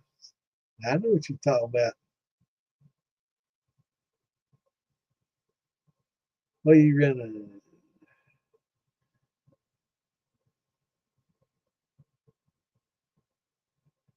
Awesome. Yeah, that's the way I used to do it, man. I used to do it on wood. It's not easy. Yeah, it's been legal in Missouri for a while.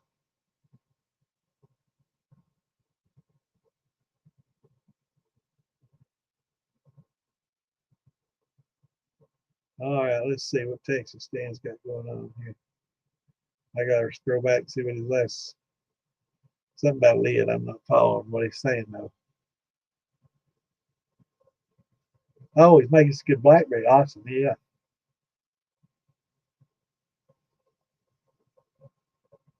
Oh, that's a reply to the jar rigs. Yeah, get you some jar rigs, brother. They do it. They help a lot. They add a lot of flavor back. Yeah, start at fours. It's fun. It's easy, uh, and it's real easy to cook your mashes just because you can do it with regular cookware. Uh, but it is a lot of work for a little bit of reward. You're not getting a lot. So it's like, wow, I did all that. And then, in one night you drink what it took a week to make. And it's like, fuck, I've got to increase this. So, yeah, you want to start probably with a 10. I wouldn't recommend anything less than a 10. Keg, 15, or a Bever, the 13 or the 18 and a halfs are excellent. Those are kegs. Great place to start. You know, if you have money and if you can afford it, a good copper pot. I mean, this is the way to go. It's the Cadillac. It's the caviar, but not everybody can do that, and most people just getting their feet wet, starting the hobby, um, tend to want to just get in cheap to see if they'll like it, see if it something that they can do, and that's where we come in. We want to make sure that it's an enjoyable hobby, that you don't, go through all the fuck ups I did, 50 years ago when I started. I made every mistake. I mean, I did it long before the internet was there. I had nobody to go to. So, I learned the hard way, and it's a hard way to go. And I guess if I wasn't an alcoholic when I was young, I probably would have given up. But me and my buddies like to drink. So we drank that scorched liquor and loved it. Tasted like shit. It was horrible. The worst ever. Yeah, yeah. You'll learn your cuts by smelling and feeling and tasting. I don't do a lot of tasting early on because you don't want those four shots and those heads. Once once that shit gets in your mouth, it's really hard to not taste it again. So yeah, you don't want to do that. Done a lot of sugar and some grain, but looking to do your first fruit mash. All right, watermelon. That's the That's probably the hardest thing to start with, brother. Um, 2 to 3 per gallon might be a little light. Let's see my fruit chart here. I can't even see this. Let me maximize this page. Let me get rid of this so I can see down here. I think it just says melon, so it's like 3 per gallon, 3 pounds per gallon of melon. I do think watermelon is a little bit, well, it's right above peaches here, so let's check it with this other chart. And let's see, peaches and watermelons. Yeah, so yeah, melon. Oh, it's going to be about the same as peach, to be honest with you. So let's go back to here. Peach 3 to 6, melon 3. Yeah, I'd say 4 pounds per gallon. Yeah, be a pretty good place to start. But there's a lot of different, the thing about watermelon is so much water in it, so you're not going to be adding water. So you're going to be using more of the fruit per se because you don't have that concentrated. But if you can get like some of this vintners winemaking, they make a watermelon concentrate for winemaking to make a watermelon wine. That will help a lot. It's expensive. You can also infuse with like the snow cone watermelon flavor stuff syrup. That helps. I mean, anything you can do to add that watermelon flavor, um, you know, and you'll get mixed results. It's just on what you want, what you expect out of it. For a true brandy, you're not going to get a lot of watermelon carryover. It's really, really tough to get that watermelon carryover. It's a tough brandy to make, and that's probably why you're seeing a lot of us talking about that right now. Is because that's what we're doing the competition on at Farm to Bottle. So everybody's talking about their watermelon, but peach and apple are probably two of the best fruits to start with. Peach probably the best to get flavor carryover and cost and everything, especially if you live in an area where you get a lot of apples or peaches for free. And I got to figure out where I scroll down to. That messed everything up when I enlarged my page. But yeah, watermelon 3 or 4 EC 1118 pectic enzyme. Sounds great, brother. I mean, but again, you're not going to be adding a lot of water because your watermelon has a lot of water. So if you add water to that, I'm afraid you're going to water it down. But use your hydrometer. Just use the watermelon juice and the pulp and everything. Use your enzymes. Don't do anything with the yeast yet, but take all your watermelon you get and maybe a little bit of water to keep it thin, and then maybe a gallon for every 4 pounds, if that. And check your hydrometer after the enzymes finish working the next day. Give them 24 hours, and it'll be real thin. It'll thin it out considerably. You won't have all that mush. It's amazing how well those work. But check your gravity and see, and then you can adjust with some sugars, or Morena or something if you want to bring your gravity up a little bit to make it worth it. EC 1118 is perfect, yeast or yeast to use with that. A little bit of nutrients to go along with it, a little dead yeast or something. If you got some sour mash, just pull a little bit out of that grain bed, it'll work fine.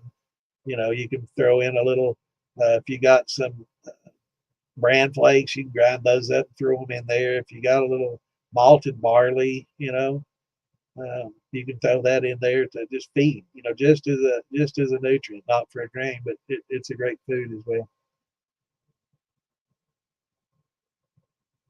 Interesting, Jeff. I've never thought about that, but yeah. So what do you got? A 2,000 watt? Yeah, that would work fine. Just anything to regulate it. That what you don't want is something that cycles on and off. You just want constant energy flow, and you can adjust it, and it's just a constant flow. You don't want something that cycles on and off, on and off. So yeah, absolutely love enzymes. Definitely, I mean, enzymes are a must. A lot of people mistake enzymes as a chemical and it's something not natural, and they think it's a chemical that you're adding. Enzymes are perfectly natural. It's in our saliva. It's in our stomachs. It's something that they source these from sweet potatoes and other natural sources. So absolutely, enzymes are a must. Yeah, you can do winter wheat.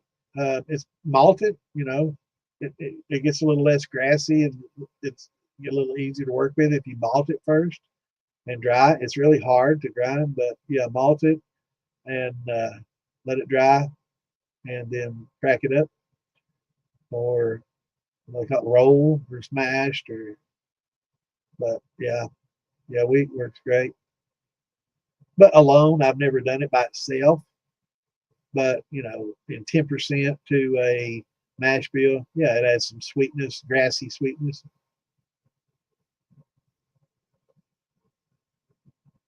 Yeah, let me get back, Scoop. Hope you're still here, brother. I would love to know what the hell was early on.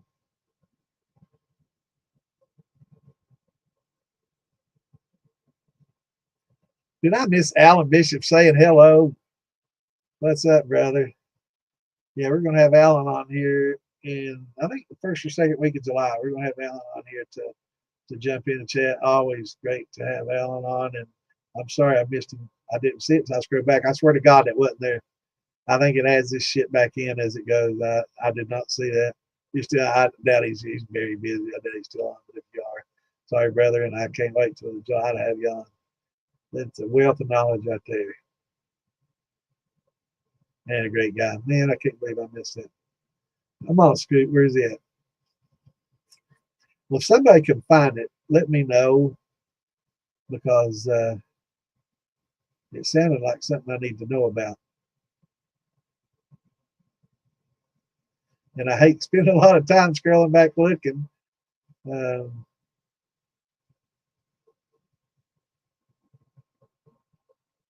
So Jeff, if somebody can scroll back and find that, Lisa's not here right now, so she had already had it answered, but I can't find it. I don't want to neglect everybody else. I'll try to figure out what it was. But yeah, back to router control, something like that would be excellent.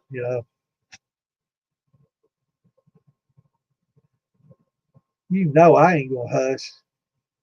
What's up, Mama B? Those that don't know, as Jason and Mama B, both master distillers from the television show. Jason won. Mama B got second with her poteen. I saw her video. Her and Amanda were doing a little sippy sip, and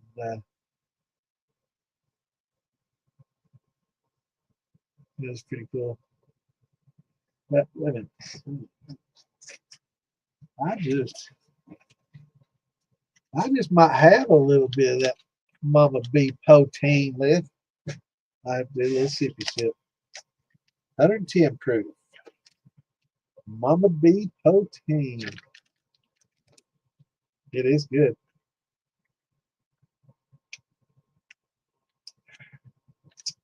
Very good flavor. Interesting. Very good. Mama B makes some good shine, y'all.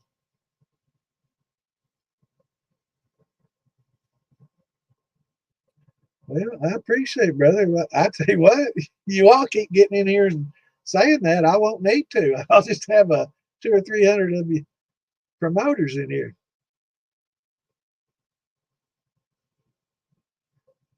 5 pounds per gallon. What we talking about, Tammy?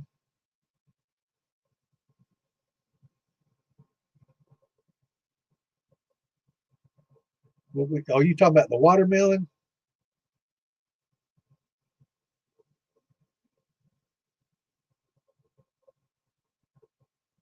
Just winter wheat. I've never done just wheat. In fact, I've never done just a single malt at all. The only grain I've done alone is corn. I do use a lot of winter wheat and barley, but I don't. I've never done just a wheat. it can get gummy as fuck. There are some enzymes that you can use that'll help clear the gumminess and the gluten. Um, if I wasn't so old and forgetful, I could tell you what that is, but I was just reading about that the other fucking day. Man, it pissed me off. Don't get old. Refuse to get old. Um,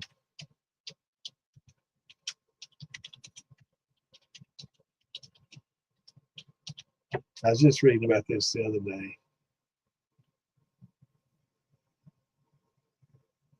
It's not glutenase. Glutenase will, but that's not the one I was reading about. And it's not a protein. It was a specific enzyme, and it was something new.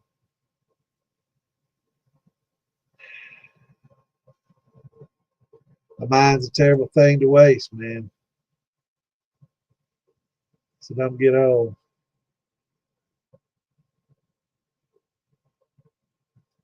I'm not seeing it on the quick little. I'll have to look. There's an article I was reading. It was cutting edge stuff. It's something. It was a new type of enzyme. Maybe this is it here. Yeah, I think this is it's a synthetic enzyme that digests gluten effectively. That is still in the trials. Okay, that explains it. Yeah, but it was something new, very recent.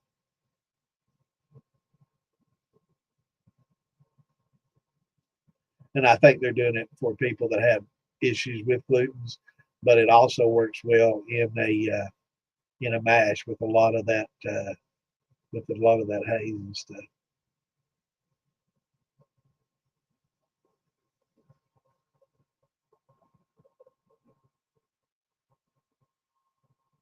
Yeah, I can't remember what that was, but it was a pretty interesting read. Winter wheat. Yeah, I get a lot of my winter wheat's cheap. How much you paying for yours? I'm getting like 50-pound bags for 12, $12. What's going on, Mark? What's up, brother? 9:59. How far? I'm not too far behind. That's just 20 minutes. Hopefully he's still there. Strawberry. Yeah, I make a pretty good strawberry too, Tim.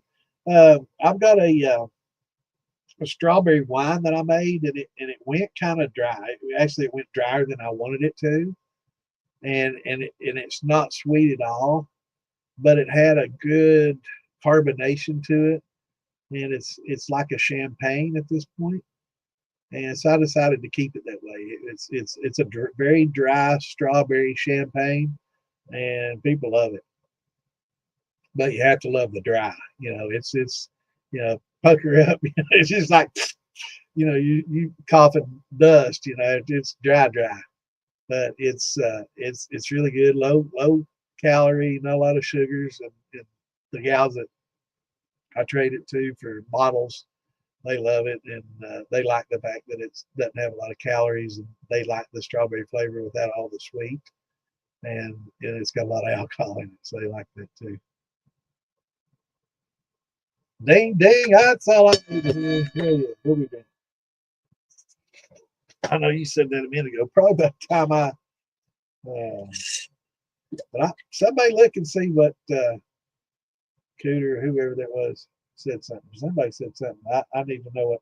I need to find out what that was. I wish the hell they wouldn't do it. That's if you want to troll me, that's a good way to do it. Make me think. You can come in here and cut me down and make fun of me. You don't want to hear out the other. But if you want to troll me, say, man, did you hear the latest? And then don't say anything. That's like it tear me up. But I like new info. I like to keep abreast of what's going on. Just got your proofing parrot? Yeah, it's nice to have, man. I still use my jars, I've gotten it down. I've done it so long though. I've gotten it down to a science. I know pretty much when things are going to happen before I even proof each jar, but I'll do proof each jar. I've got a step by step, but yeah, the proofing periods that come right off your uh, condenser, those are really nice. They make some that tie into the tri clamps that mount right on it, and just that's real nice. But yeah, proofing periods are great to have. It's very handy, very handy.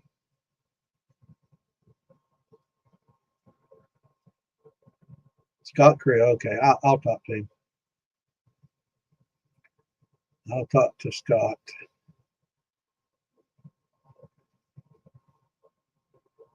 That's great, Timmy. Yeah, we're gonna do the raffle. Shiner Sam, I met him in passing. I never had the opportunity to get to know him. He passed away before I really had the opportunity to get to know him. But he knew a lot of people he was loved. I mean, he was a great guy, very easygoing, a lot like me. He's easygoing, you know, happy go lucky guy. Everybody liked him. He was a good dude.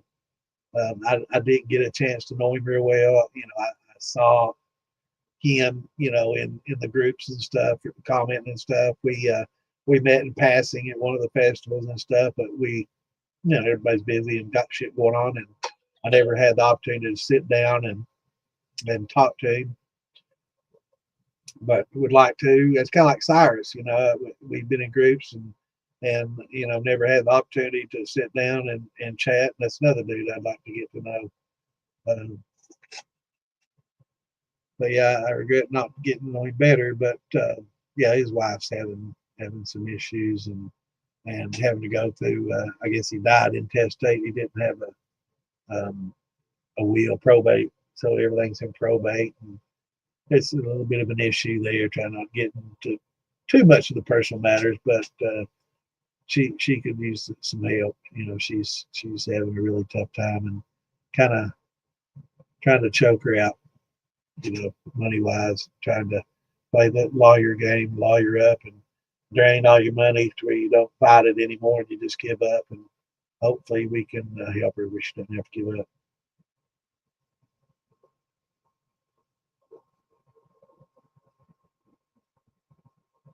Yeah, I've done a lot of brandies lately too, Timmy. That's what I've been kind of focusing on for the last few years. I used to be the grain man, and I was everything grain for a long, many 40 plus, 45 plus years, always grain. But no, 35. I guess the last 10, I've been doing a lot more brandies and wines and getting into wine more. As you get older, drinking this hard stuff, you have a few shots a night's okay, but it gets really tough once you start drinking a lot. It's hard on you, hard on the old mind. So you start drinking wines and stuff, and man, I love drink. When I was younger, I didn't drink a lot of wine. I drank like Boone's Farm and sweet stuff, and that's just because the girls liked it too. So whatever they liked, we liked, right? So I drank a little bit then, but nowadays I like it. I like the wine.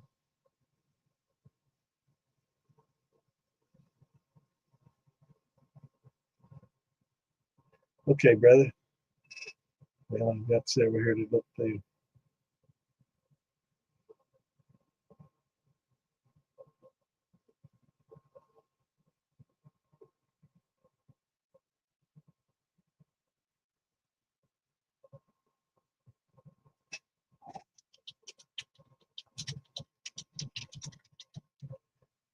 And I will say,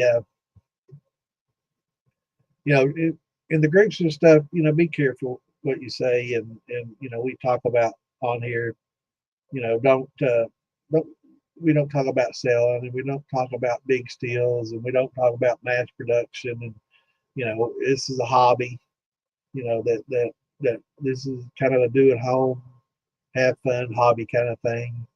Um, Never do we promote selling it. The dream of most of us, we start out the hobby just as a curiosity, right? So we get started and enjoy the science of it, and So yeah, in response to this, there's been a couple of people in the community in the last few weeks that have been paid some visits. Um, be careful what you post. You know, I used to enjoy loving watching people running their stuff, and don't post you running stuff. I hate saying that because I love watching it, and we run these groups and we encourage people. And I know everybody wants to brag, show it dripping off there, but that's evidence. You know, if you want to show your beer mash, that's a beer. That's legal. So as a mash, show your mash, strut your mash. You know, just lift your shirt and show your mash all you want. But and your wines, you know, your must, so your must, you know, and because that's wine and beer, that's perfectly legal. But when it comes to showing it boiling and dripping off, be cautious about that because you know that's evidence. You know, beer and wine they can't do shit for you posting your beer mash and your wine mash. But once you show that video of it dripping, then it raises some eyebrows, you know, because that can be used in evidence in court, you know, and especially if it shows you there next to it pointing, but still they can't prove that wasn't water and you were just pulling the wool over everybody's eyes, right? You know, it's just water you're distilling. You were cleaning the still, right? So, you know, that may, you know, be that, but they still can use that to get a warrant to come in and pay you a little visit or enough to at least pay a visit, have a little sit down. Um, so that's probably what he was talking about, the news from earlier. I haven't heard anything about it until now, and Jeff and Richard kind of like me. I haven't been on the groups all day. I've been busy all day. I have so much going on. Trying to retire and kind of pushing away from my old job and going through a lot of changes and got so much shit to do. I'm getting old and I got so much honeydew list is just getting bigger and bigger and bigger. And there's so much it's getting overwhelming for an old man. I don't know how I'm gonna get it all done before I die.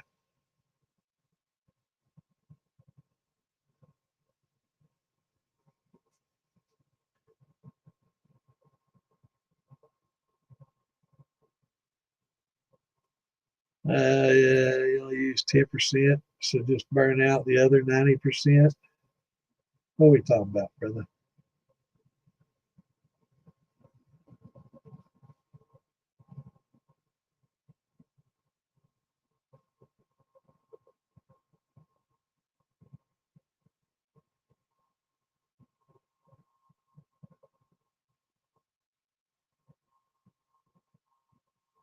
Yep, the brandies or the fruits.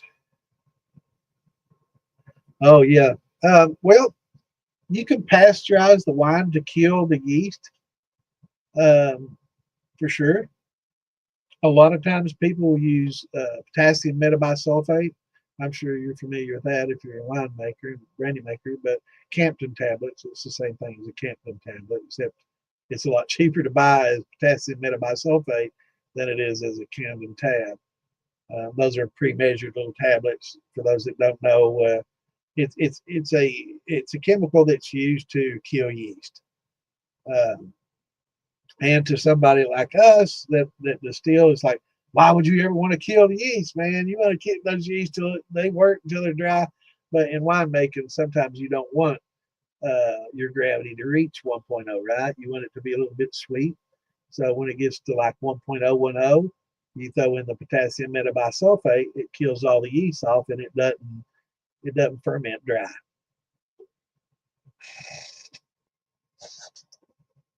So that's a good thing. So you can kind of sweeten it, or you can let it go dry, which I don't like to do, and then add the potassium metabisulfate and then sweeten it up some. But anytime you do that, you can tell. So it's best to stop it when it's higher than to let it go dry and then try to back sweeten. But pasteurizing too, the heat can kind of affect the flavor somewhat because you got to get it up to like what 160 isn't it, Tim? So to kill everything off. Maybe not that hot though. If you're just killing off yeast, you're not killing a lot of bacteria. You shouldn't have those in there if you're doing everything sanitary. That's another thing that shiners do that winemakers don't, is they're not as sanitary conscious. That's why I think it's great for all distillers, if you're going to be serious about it, and have aspirations of going commercial. I think you should learn how to make beer from professionals. And if you're going to do brandy, I think you need to learn how to make wine from professionals. And that's what I did. I didn't ask any shiners. I hate saying it. I didn't ask any shiners their advice on making wine. I went directly to big winemakers, local winemakers, the internet. And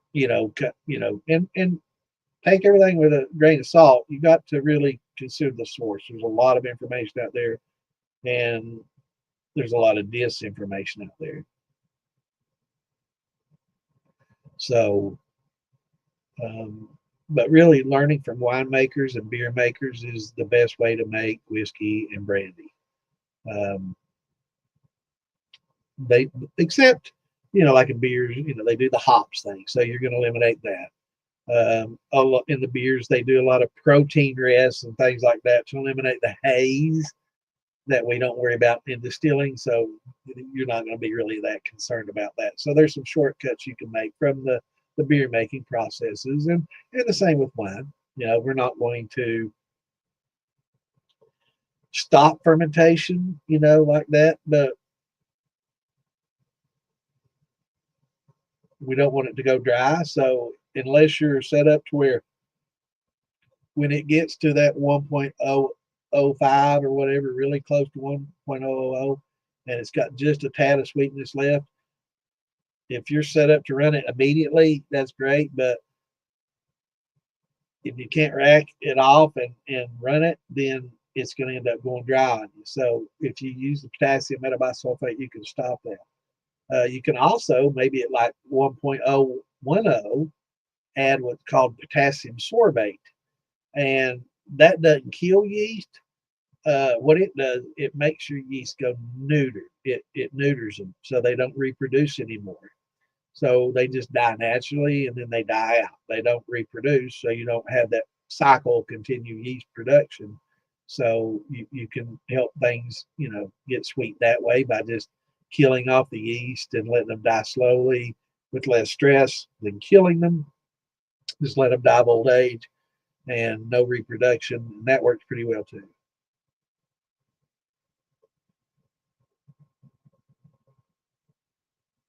Yeah, man, there's nothing like watching it. It's awesome. How to tell when you're done with the heads. Smell, touch, and taste. You'll know when you're done with the heads when you get rid of that acetone smelling. The more you do it, the more you know. That it's hard to explain it, but once you do it and experience it, the first couple of times may get a little choppy, but as long as you're making your cuts, in jars like this. Let's do this, Thomas. When you produce your still, let's do pints, okay? I'm not sure how big you are, but let's just say pints or half pints if you got a small still. Just collect in little half pint jars, little jelly jars, and just collect it all. And this number, 1 to 20, 30, ever how many you got. And then what you want to do is just figure this is 30%, this is 40%, this is 30%. So what you want to do is you want to start here. So the very last, if you run it all the way down to nothing, which you should do anyway to maximize ethanol and to have some to run next time, because it's easy to separate this from the tails, the water of the tails and the congeners that are in here. It's easy to separate this in subsequent distillations. So you can dump it in your thumper the next time and get a lot of this ethanol out, right? And again, I think y'all can see my mouse. I wish I could see my screen. Maybe one of these days I'll set up where you can see my screen and you can see where I'm pointing at. But I'm looking at jars 15 through 20. You can see how much ethanol is in there, the blue. So those are good. You can rerun those and get that green out pretty easy. It separates easily. It's not going to taint the taste kind of like the blue does in the heads over here, because that acetone in your heads is a pretty strong. Um, I'm sorry, Richard. I did see that, and I skipped over. So I got to the ATF thing. That got my minds totally separated there for a second. I'll get right back to you, brother. But when you start sampling it, you want to start maybe to around jar 13, 14, 15, and start tasting those, and go to 16, 17 till it gets to the point where you can taste that musty taste, and it just, no, I don't, that tastes good. And then you can just save those for later. Put those in a bucket, right? You just label it tails. Okay. And then start going backwards, 15, 14. And then when you get to 13, 14, you're going to be like, wow, this is, I can see where I'm losing that musty taste. This is starting to taste pretty good. This is good stuff, man. This is good. So you go to 12, 11, man, this is still good. It's good. 10, 9, man, this is great. 8, man, this is good, but this tastes a little bit different. And then when you get to 7, it's like, I'm starting to taste something in there that I don't know. And then when you hit 6, 5, when you hit those those bottles 6 and 5, it's like, whoa, wait. This, yeah, this is getting a little bit much. So you can do it that way. But if you start tasting it like 5, 6, 7, that acetone gets on your taste buds, man. And I don't care about cleansing your palate. I For me, you don't cleanse that shit off that easily. You're not going to take a swish of water and it be gone. No. So it's hard to taste 8 and 9 and 10 and find where it cuts off, right? So it's best to work backwards. Go ahead and jar it up. It doesn't matter. It's jarred. It's not. Nothing's going to change, and it's not. You're not going to hurt anything. So what it is, it is. And you just start drinking backwards from 15, 16 backwards to 1 through 7, and then you'll know. When you get to jar 6 and 5, you'll know when you've hit jar 6 and 5 just by the taste. Now, what you can do while it's coming off is put your fingers over in that drip and let it drip on your fingers and smell. Rub your fingers. You want to spread that alcohol. What you're doing when you're rubbing your fingers, you're spreading that alcohol on your hands so it evaporates quicker, right? So, if it just stays wet on one spot, it doesn't evaporate so quick. But when you rub it, you're feeling the texture of it. You're feeling whether it's oily or clean. You know how clean things feel when you got like clean hair, and it catches and pulls. It's squeaky, kind of squeaky clean, and versus oily hair, it just slides and glides through. Your fingers will do the same thing when you're squeaky clean in your ethanol versus getting into your tails. You can definitely feel those fusel oils on your fingers and stuff. So starting out, you go from kind of oily to clean to oily again. Smell wise, the same. You'll definitely be able to tell by the smell. So and it's just something that you'll pick up over time. But as long as you've got these jars saved up from 1 to 20, like here, or 1 to 40, every how much you produce, or 1 to 10, depending on how much you put out, you'll always be able to just taste it back and know what your best parts are, and where your tails are and where your hands are. And, I don't do anything with my hands. A lot of people do, no, and I'm sure there's some commercial distillers and some very knowledgeable people that'll say, now, there's some really good esters at this point right here in your heads. If you can isolate those, you're going to get good flavors, and that's a fact. There are some really good sweet esters, but it's hard to isolate them on the size stills that we run unless you're doing really small cuts. So if you're doing like shot glasses, you might be able to isolate that sweetness. Whereas on, like 100-gallon to 500-gallon still, that's going to be a half-gallon jug of that sweetness. Okay, so it's going to be a big difference, and it's going to be a lot easier to pick up on those.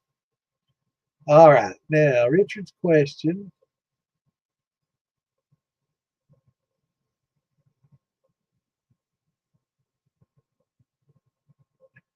scroll back.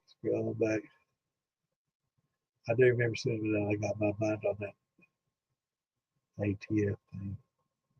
Okay, so when we did the potato fermentation, we shredded them, steeped them all day. Checked conversions, it seemed good. But in a 5-gallon water, it only hit 1026 with 15. Okay, Richard, you're going to have to maximize this. Potatoes. You have to cook your potatoes just like you cook any other grain. You have to gelatinize your potato. You get your starches out at 160. You take your potatoes to 160 degrees. Okay, and you can also, when you get a little cooler, you can add some sweet potatoes in at maybe 140. Cook those at about 145, 50, and that way you don't neutralize or denature your enzymes, because you'll have a lot of good natural enzymes in your sweet potatoes. But just regular old potatoes, yeah, you need to cook them, bro. You got to cook them up and get that potato gelatinized, get those starches released, and then you're going to add alpha amylase just like you would with the corn. And then, when you let it cool all the way down to, 90s, you can add your glucoamylase just like we do with the grains and everything else. That's why you didn't get that conversion. So, yeah, you got to treat those just like it's is any other grain. So you got to cook them up, and let me see back where we're. Our second, yeah, wait, where'd it go? Okay, here we go. So yeah, cook them up. Use your amylase and your high temp alpha, and then use your glucose. And if you want to, at 130, you could throw in a little barley if you wanted to. Barley malt to get you some beta amylase in there to help break those down. But just your liquid alpha and liquid glucose would work fine. But if you want to, do a little bit of that, you can. Also, you need nutrients. Potatoes, I'm not sure. Let me see how much potatoes. This is something I've never.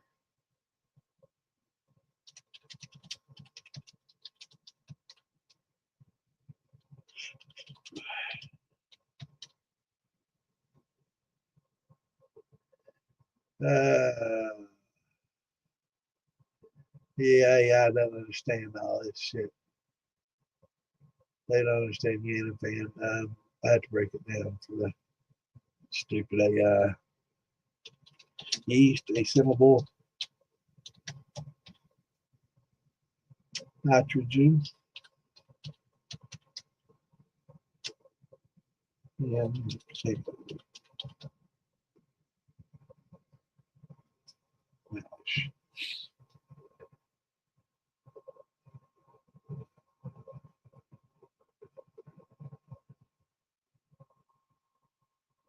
yeah, I don't think it does. Yeah, potato mash is known to be deficient in assimilable nitrogen, meaning it doesn't naturally provide sufficient yan for optimal yeast activity. So yeah, you need to add nutrients to it. I mean, it's just, a lot of people don't realize it, but you do that just like any other, man, just like any other, fruit or vegetable, except malted grains. So malted grains, you don't need the nutrients, but in most all your wines and all that. So it's best just to buy the damn DAP. Just get you a bag of DAP or Fermax or Fermate, Fermo, um, whatever floats your boat. Use those, and you won't ever have that problem again. Just don't use too much. So you did use the amylase. Okay. Yeah, next time cook them up. Maybe cook them a little longer. And you did use oats and nutrients. Awesome. Yeah, it's all a learning process, brother. I mean, you can't. The first time, don't ever expect anything to work out great the first time. Even if I'm telling you, it's always little things going to come up. So But I mean, I've talked to people that made proteins and potato stuff, and they weren't even add using amylase. They were just cooking it up and getting whatever starches they could out of it, and adding sugar, and basically making potato flavored sugar shine, I guess you could say. Uh, so yeah, you got to break starches down just the same in all of it. I mean, green bean shine. If you want to make a green bean shine, you still have to, cook them up, get the starches out, and use amylase to help break them down. That does sound pretty good, green bean shine.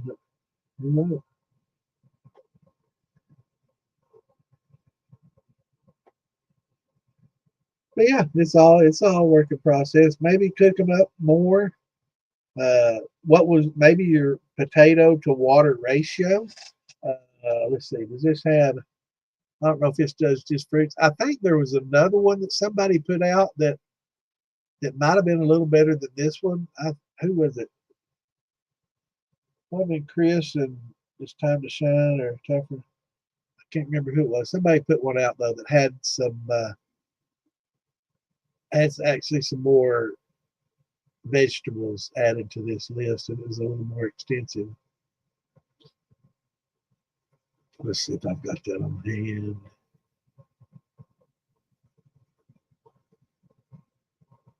No, I don't see it. Wait.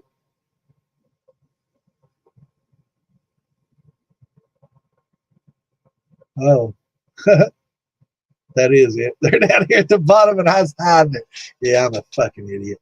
The last one didn't have this. It cut it off. My old chart had this right here, and it didn't have these, um, which is some vegetables and stuff.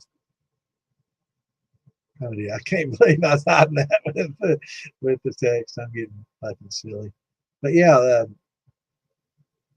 you got to convert those starches, no matter what it is, and break them down, to where they're fermentable. Yeah, damn. Can you waste those good homegrown green beans on shine, man? I love me some green beans.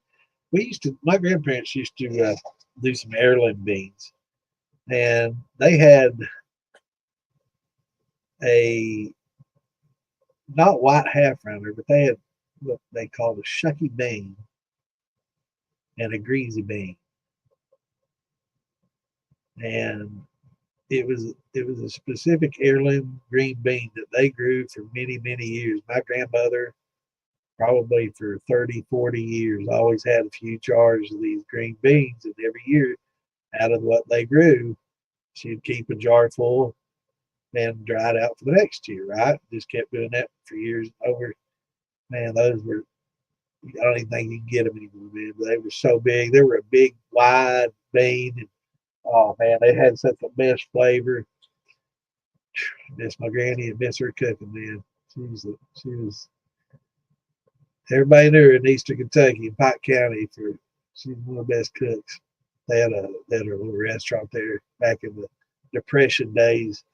She ran a soup kitchen and a little restaurant that fed a lot of the people in the city, hard times, East Kentucky, coal country. In the 30s and 40s, man, it was how a lot of people these days think people in the 1800s lived. It was even when I grew up in the 60s and 70s, it was, and it's still kind of behind the times today, man. It's a different way of life. It's a different way of growing up. Wouldn't trade it for nothing. For a wheat vodka,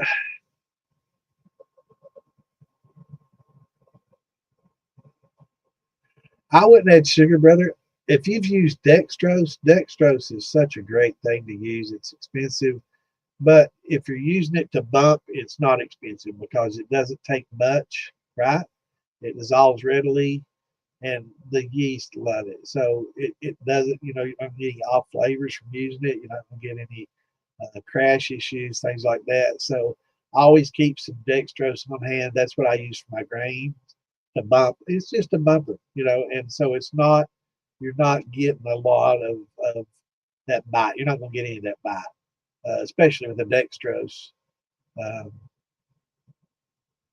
which I highly recommend. There's a lot of other things like the cane. You get the cane syrup, the cane, but that's not, you can't just go out and get that, right?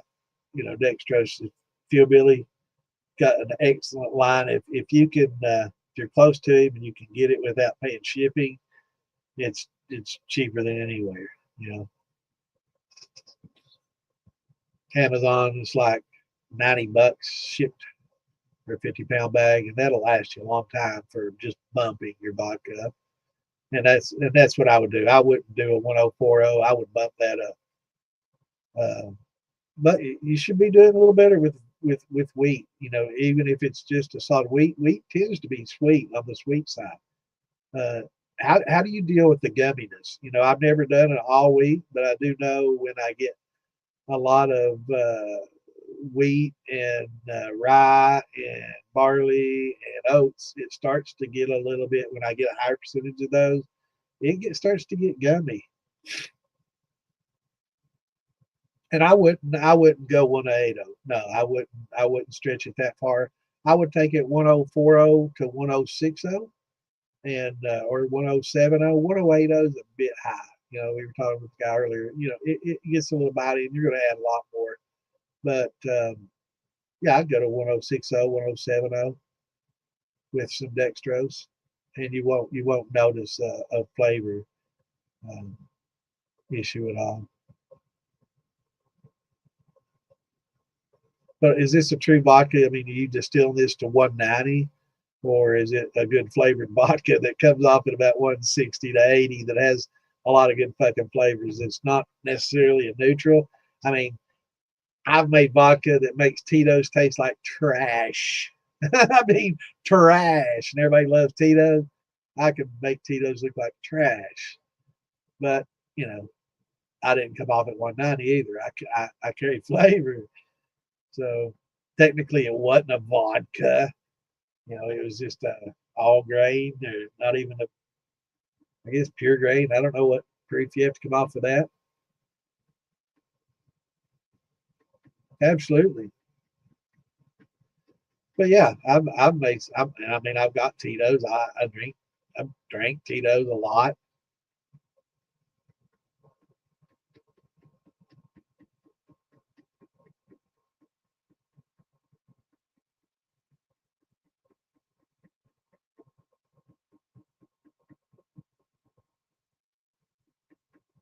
So got a little message, a little thank you. That's awesome. Yeah.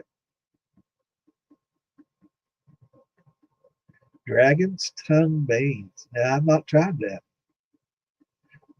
Corn sugars. That's good. Dextrose. About to say.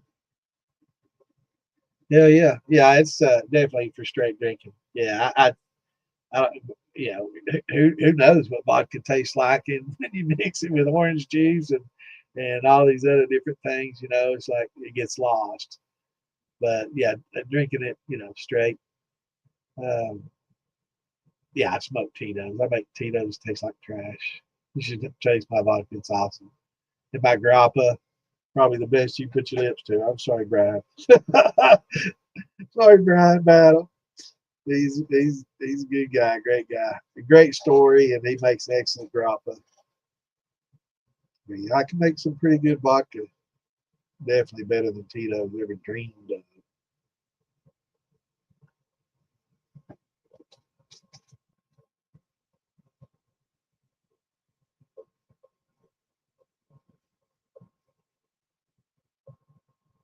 Yeah, it's nice.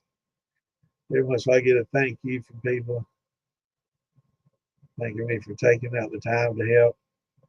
Yeah, a lot of people think we're making money and that we're monetized and we're making money hand over fist like all these streamers and all this stuff. I've not made one penny from all the years in podcasting and helping and all the groups and stuff. I've never made a dime. Now, I will say I've never done any merch up to this point either, but hey, we're going to do maybe a T-shirt or something to sell, and it's going to be again not something that I'm going to profit from, but I'm going to help pay for maybe the little heat press and stuff to make the the t-shirts with and stuff. And I got something big coming out that we'll talk about. It's going to be a month from now. We're going to introduce it at Philbilly. So yeah, absolutely, man.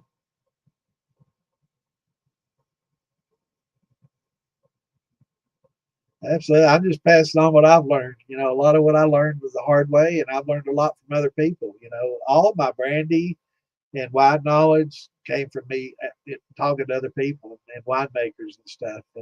And I didn't get on podcasts. I couldn't find any wine podcasters, but I did, message back and forth with a few, and I visited a few locally and talked to them and picked their brains. And surprisingly, I did about as much as they did.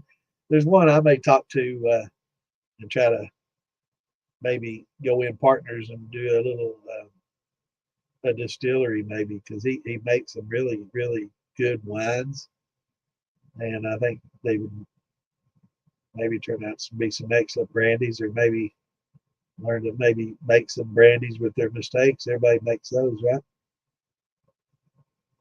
And that's what, if you're a winery and you make mistakes, what do? Dump it? No, man. You need to have somebody there to take that and distill it, make a pretty good brandy with, because some really, that's what I do with a lot of my wine mistakes is they end up making brandy. It's it's the best thing to do. But if you're not going to dump them out, you can't remust them. You can redistill all you want, but you can't remust. You can't re-ferment. So I don't know. I guess maybe you could use wine, just dilute it out to another. I've never thought about that way, but I guess you could maybe, but I wouldn't. But yeah, this next week we're going to have a chart for all the beginners, things that you need, and then we could go over.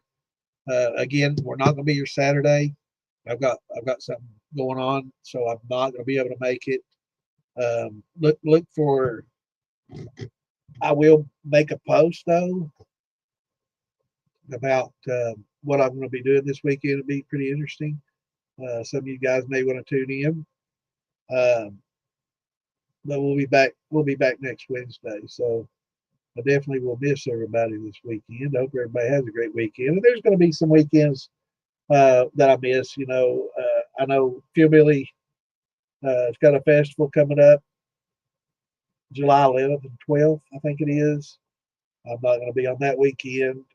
Maggie Valley weekend, I won't be on then. We may do some militia live streams. Yeah, it'd be a good Saturday. Give everybody a break, and I may post some info or something.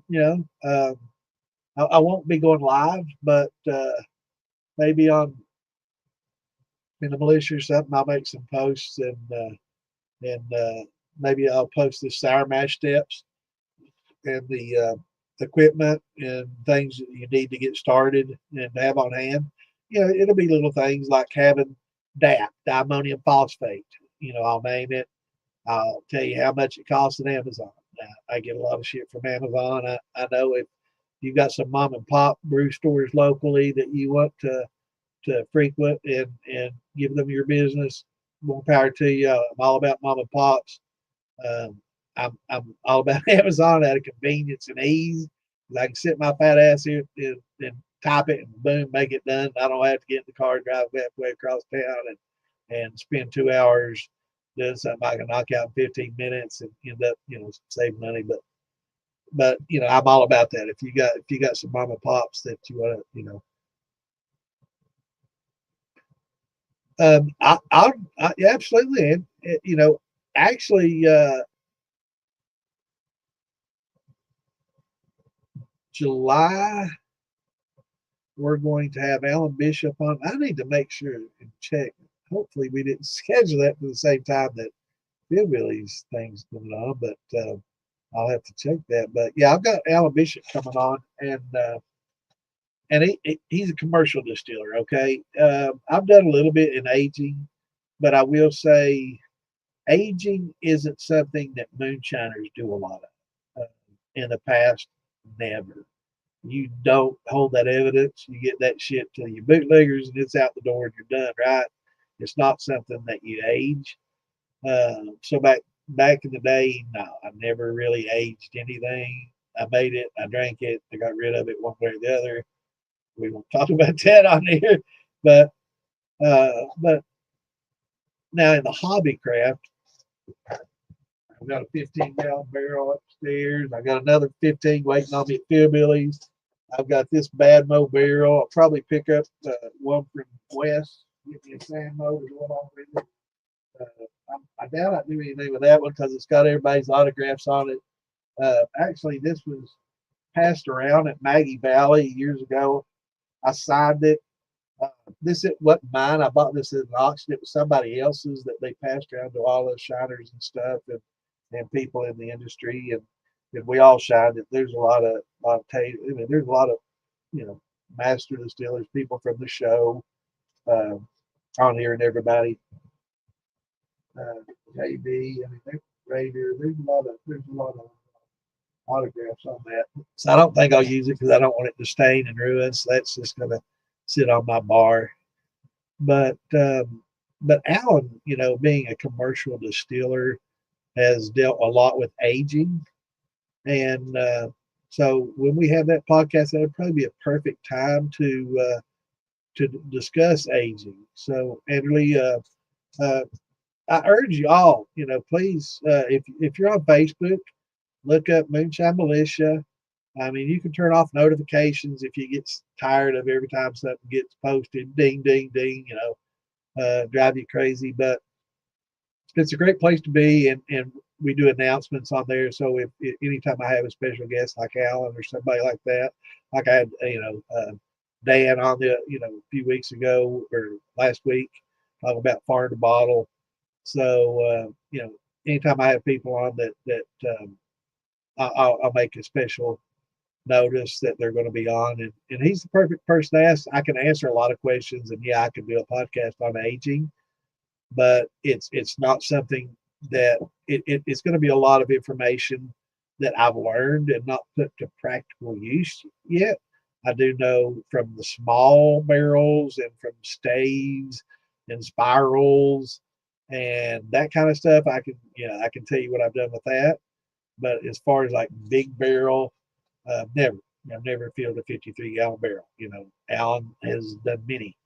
I mean, it's won prestigious awards in California and all over, double golds and all this stuff. So, we would definitely get on some more advanced topics when I have him on the show, and that's one of the reasons I want to have him around is for more advanced, question and answer type things. So, maybe once if I could, he's very, very busy. I know he's like me. He really loves helping and educating. He's got videos and stuff that he does. I think I'm not sure if it's like a live podcast that he does. He does a lot of videos and stuff though, and informational videos. He does questions. He'll do questions, but he has to do it on his own time. He can't. He's not able to, sit down nights a week from 8 to 11 and sit and talk and talk and talk. He's just too busy. He's got a lot. He's young. He's got a lot of oars in the water. He's got a lot going on. But he loves educating. I know he'd love to be able to do what I'm doing and can probably do it as well or better than I'm doing it, truth be told. But, not everybody has the time. So, that's where I come in. I'm not the most knowledgeable person on the topic, but I think I'm one of the most knowledgeable person on the topic that's willing to dedicate the time and effort for nothing, that there is out there. That's probably a fact. So, but maybe when Alan gets older, he can do the same shit I'm doing and do it better. Yeah, absolutely. They're very, very, very informative. Yeah. Yeah. Alan's a good friend. And when I have tough questions, that's where you been, Mark?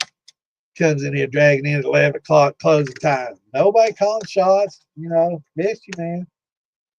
Yeah, I'm still going, brother. Both Morgans come in at where the hell you all been, Mark and Mark? Don't answer that. I don't want to know. Yeah, I'm still going, man. We're about done though. It's about 11. But yeah, there's as far as aging goes, it seems like the smaller you get, the faster it can be. The wood to alcohol ratio, like if I stick a big ass stave in a quart jar, it's going to age really really quickly within like a week or two, and it does it so fast you have to watch it. You don't want it over oak. Spirals kind of the same way. Um, the half gallon, the gallon barrels, they go really quick too because you have a lot of wood to alcohol ratio. And the higher the wood to alcohol ratio, the faster it's going to do its thing. But you don't get those true notes from the wood that you would like a 4 year in a big barrel, or a 4 year in a sand mold, or a bad mold. So it's it's all according. You're not going to get the same flavors, but you get that good, smoky, vanilla, caramely flavor. It's just not near as good as what you'd get long term from a big barrel. Um, but staves, or Samo, bad motivator, or a Saman, he has his, they're the same thing. There's actually another company that does them out there. I'm not sure who they are. Um, Mark, I remember when Mark was soaking his barrel, to kind of help him out soak his barrel. He got a 15 just like Mike. Well, no, he got it from a different source, but same, just like the one I got, or the two I have now. But have you been taking a little sippy sip out of that every once in a while, Mark?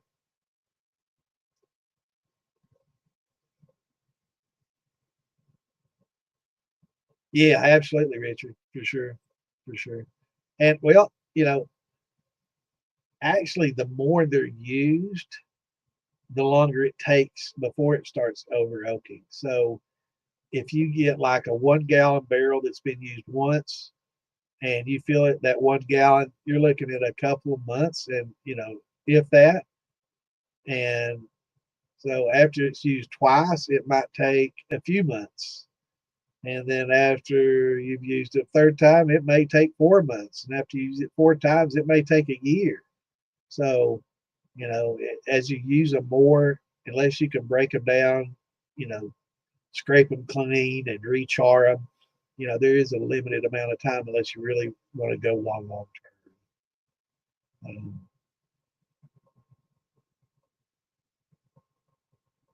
But with the staves, it's not, you're not getting the same respiration. You're not getting the alcohol respiring in and out with the temperature and weather and pressure changes that you would with the stave.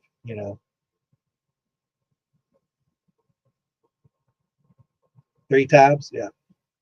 And then they sell them to some beer maker who makes their whiskey beers with it, or a wine maker who makes their whiskey wine, or whiskey ports, or whatever.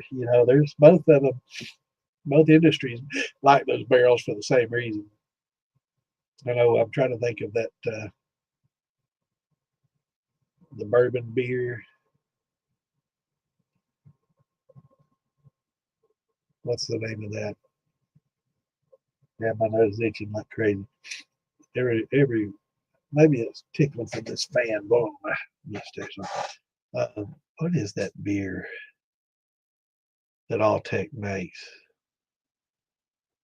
I have to come up with the idea, and I can't even think of the damn Alltech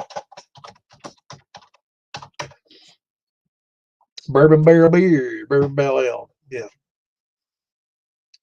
Kentucky bourbon barrel ale. That actually, I had a big hand in coming out with that decades ago. I guess probably 20 years ago.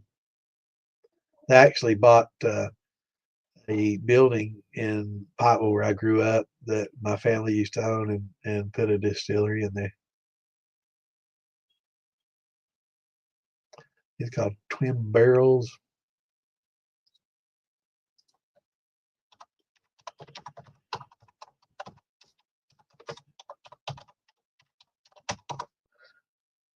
Dueling barrels, yeah. Twin barrels. Dueling barrels. Yeah, that's what happens to your mind. You get my age, you got to Google everything. You forget everything. Bought a new one. Well, that's what it takes to make a real bourbon. It's got to be new, brother.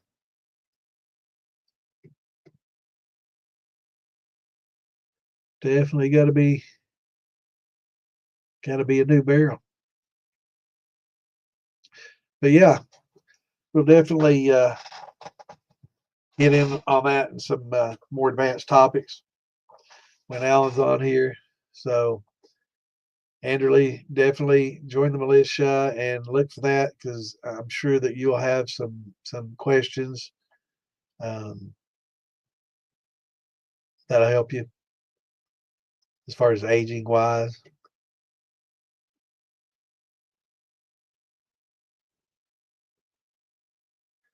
All right, guys, everybody, I guess we'll take us a final shot. Since I got two Morgans, I did 2 shots. Everybody have a great rest of your week. And hopefully all your mashes turn out well. If so, it wasn't my fault if they don't.